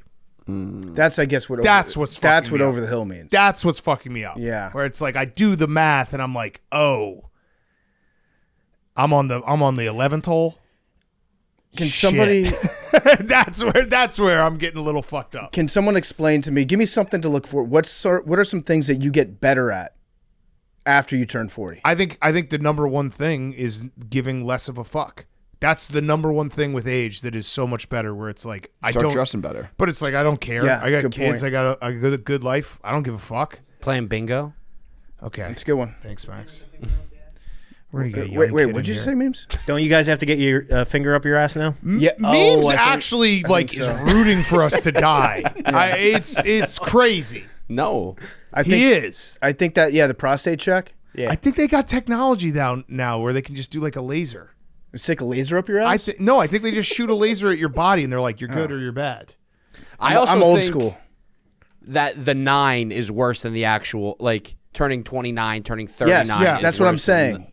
Than the actual. Well, if it's anything like turning 30 I was scared about, and then as soon as I was 30 or 31, I was like, I'm young again. Because everyone is in their late 30s and I'm in my early 30s. Since I've turned 30, or since I've turned 29, I've just been like, oh, I'm 30. Yeah. But like once I was 28, I was like, oh yeah, I'm in my 20s. But then once you turn 29, it's like, oh yeah, I'm in my 30s. And then once you actually turn 30, it's like, oh yeah, I've been in this mindset for a year. Yep. Yeah. Yep. It hits, and you're like, it's exactly the same. But I think it's gonna suck for like a week, and then we're just like, you know what? Fuck it. And also you can just be like, I can't go out. I'm not going out tonight. I'm not getting drunk. I'm 40. I'm old. Yeah. I still feel like I'm like We are old. It's crazy. we're gonna need a young buck. I was thinking maybe I know I said 16 or 17 on Sunday's show. I'm thinking more like 13. Adopt a Break child. some laws. Let's adopt a child for I the want some podcast. 13-year-old takes. All right. Is being a football fan better when you get older, or was it better when you were younger? Obviously, you have gambling now, but you had so much time to potentially win a Super Bowl as a kid. Is your team winning a Super Bowl window the male equivalent of a woman going through menopause or her eggs drying up? Help me out here. I just turned 27. 27's the perfect age, by the way. Yeah, I think we talked about this once before. 27 is the If best you're a age. kid, if you're like 10 years old, winning titles, it's like that's the center. That's all you care about. Like Hank, you were saying that when you were a kid, all you cared about was baseball, right? That's got to be sweet if you're a kid. If you're like in your 20s, you can party, you can celebrate, you can like quit your job essentially if your team wins a Super Bowl because you're like, I'd kind of like to just get drunk for a month and celebrate. In your 30s, I don't think it would be as fun. I think the kids thing then comes back in. Yeah. Where like if you have kids and you can share it with them, that's cool too. As someone who won a dynasty as a kid and a dynasty as an adult, I would have to say the adult one was. You was were on more Joe fun. Missoula's duck boat. Yeah. Well, no, I'm talking strictly dynasty. Yeah, I know that was pretty cool. Dynasties. You've got two dynasties. You're in different dynasty eras. But yeah, Just when I become was best friends 12 with Joe and all I cared Missoula. about was baseball, the Red Sox had the greatest comeback in I got MLB a history. Super Bowl this You got to win a Super Bowl this year. So that was guys. fun too. You got to win It's a Super tough. Bowl It's this a tough question. I also think that if you're like 95, then it becomes great again. And Well, you because see they a might do team like a win. news story on you. Yeah, and then you cry. Yeah. Max, you got to win a Super Bowl High this school year. senior, end of senior year, Bruins won a Stanley Cup. Unforgettable. Love the Bruins. Max, what's going to change about you if you win a Super Bowl this year? You're not winning a Super Bowl. I'll be a winner. Yeah, like are you going to like we won't be able to make fun of you the same way. I know it'll be great. It'll be awesome. It'll be the best. but it's not going to happen. God. It's just it's just the same. I just want to flash forward to Sunday. If I get another, I can't get another second place. Are you going to let Hank just dump on you like this? Hank's He's got a Birds future fan. on the Birds. He's And a I Birds know guy. it's a donation. It was a 1.5 point spread. That's what I just keep telling myself. Then cash out, Hank. It's a 1.5 point spread. It Cash feels out like and so bet the much Chiefs. No, fuck that. Okay. I want the Birds, but I just know.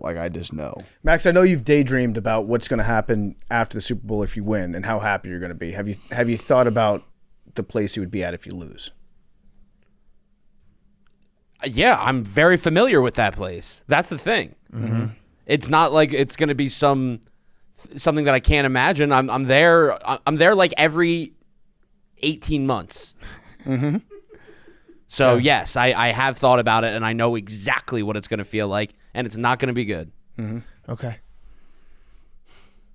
Why is it that as I get older and get into my first real job working around adults, they care more about what I do with my outside life than when I was in college? Yeah. I thought as you get older, people care less about drama and petty things, but it's the total opposite. No, it's vicarious. Well, yeah, the less you go out and have a social life, then you just spend your time talking about other people. Yeah. And they also get to lie about what they used to do when they were younger. Yes. So they hear you be like, oh, yeah, I went out and I partied on Friday night. They're like, yeah, I used to, start Friday night, in Sunday night, sometimes some beers Monday morning going into work. They like to just exaggerate how much action they had when they were your age. Stanford Steven Rosillo had a very funny conversation about this, about how they would like go for the show when they were doing it with SVP, and SVP would always like go back to the hotel and they would go out, and then SVP the next day would just be like, tell me everything that happened. And I remember listening to that and being like, oh man, and I'm that guy. I'm the go to the hotel and then just be like, give me all the details. You don't really care though. I don't give you care that. as much. Like you're not nosy or like. No, I just want to go to bed. Yeah. More than anything. You're not gossipy. No, because it's like I also can't keep track of anything. I always find out the gossip in the office. Absolutely the last person. Like the last person. I'm pretty sure the cleaning ladies find out the gossip before me. At what age did you realize that you couldn't physically do the things you could do in your athletic prime? Because it feels like every time I throw a ball of any kind, I'm on the verge of throwing my arm out. I'm like approaching my athletic prime. Are you? Yeah. I thought your athletic prime was like 27. Maybe yours. I don't think it's like Yeah. there's nothing. I mean, obviously, there's a lot of shit I can't do. When I do throw, yeah, that's definitely one where it's like if you throw, like we had a mound out there for opening day last year, and I threw as hard as I could like 4 times, and I thought my arm was gonna fall off. I think for me, it's more I notice it when we play pickup hoops on Friday, and I just stand at the 3-point line. And I'm just like, I don't really want to go down low and get elbowed and bang around. That's a big one. I think this is more frontal lobe or whatever it's called, but the skiing for me, like I used to like skiing, but when I was a kid and younger and young adult, I have a very reckless ski style where I just bomb down the hill, not a great stopper, and it was always like just go straight and eventually you'll you'll slow down, but speed was never a concern. Now when I even think about skiing, I'm like, I don't want to do that. Yeah. But I know how I ski and how I've like always skied. Yeah. But it's like you can't be scared if you're going to do it like that. Here's the big one.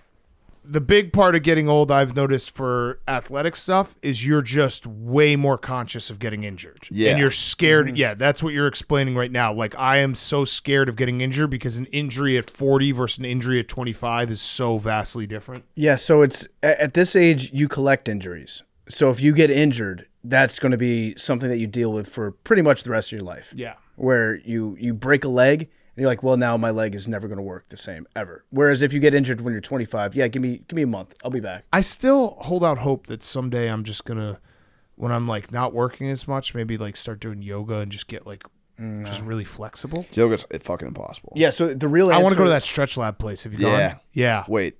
Where they just stretch you? Yeah. Yeah. My real answer to that go to question, though, was when I first had my back injury. Yeah. When your back hurts for the first time, that's when you know way past your athletic prime. Kidney stones too. Yeah, kidney stones. Kidney stones is an old guy thing. Yeah. When I was doing the kicking thing at the Barstool Bowl, and all I had to do was make a 35-yard field goal, and I was training for it. I was kicking like 36 yards, and 2 years ago I was kicking 45 yards. At that point, I was like, it's never coming back. Also, I'll say it, just standing up for a really long time is just like, I want to sit. I took 40,000 steps during the dart stream. That was one thing I didn't mention. Wow. Thanks for mentioning it. Beast. Also almost threw my arm out. So I guess that's a sign too. Yeah. Maybe athletic peak. What about the comments from the people calling you a pussy for saying that your arm hurt after throwing darts for 10 hours? Throw darts for 10 hours, tell me how your arm feels, and then if you still feel like I'm a pussy, I will accept it. Until then, I'm gonna defend the chat in this case, just that every time I watch someone else do something hard, I'm like, that's so easy. Yeah. Your brain just says that. Like if someone does like an eating challenge, I'm like, I could fucking do that. And I know that like the minute I start, like if you sit and watch someone for 2 hours, you do nothing. But if you're standing and doing something for 2 hours, like it takes a toll. Yeah, like when Jerry did this, tired. when Jerry did his first hole in one stream, I was like, how is he so sore? Swing a club 2,000 times and find out. But in your head, you're just like, this looks so easy. Hey, Big Cat PFT, Hank, and America's Team Max. Someone who recently graduated college, how do I figure out what will be my career? When will I know? Also, how come as soon as I finished college, hangovers instantly became so much worse?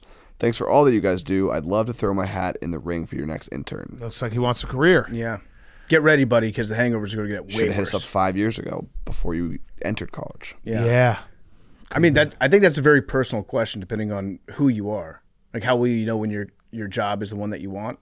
I think if you enjoy it, if you truly like it, if you like thinking about it when you're not working there, that's probably a pretty good sign. Yeah, my only advice for someone like that is you have more time to figure it out than you think, because I think there's a lot of pressure always when you graduate college, especially because there's going to be a couple of your friends that go right into some high-paying job or crushing it, and you're like, fuck, I'm behind. You can switch jobs and try something new and do different things. You have time to fuck up. Yeah. In not like fuck up, but like you have time to do something for a couple of years and be like, you know what, this isn't for me. Yeah, you might have to take a step back, but that's where the time comes in. Like taking a step back when you're in your 20s is not as hard as taking a step back when you're in your 30s or 40s and you have kids and a family and a house and all that shit. Yeah, don't think because you're 25 years old that you have to be on the path for the rest of your life. Pretty much you don't have to ready to figure it walk out away. till you have kids, because then you have to think about them more than you think about yourself. Yeah. Would Robert De Niro say in Heat, never get so attached to something that you can't walk away from in 30 seconds or less? That's how you should feel about your job until you're like 27. Yeah. And Robert De Niro, look at him. He's still having kids. Yeah. And she had a great ass. Okay. Why is it so far away? From the stream yesterday. Ah. Okay. I got it. No, I got it. He can still do this, Hank. I got it.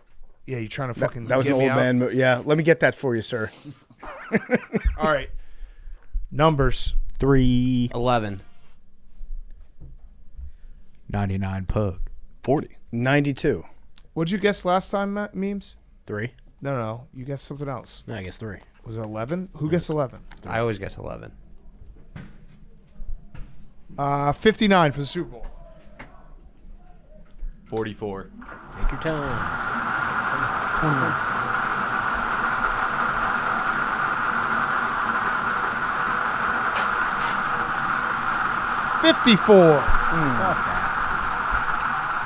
Love you Hey, guys. is that the Super Bowl you won, Max? No. What was that? 52. 54. Oh. Love you guys.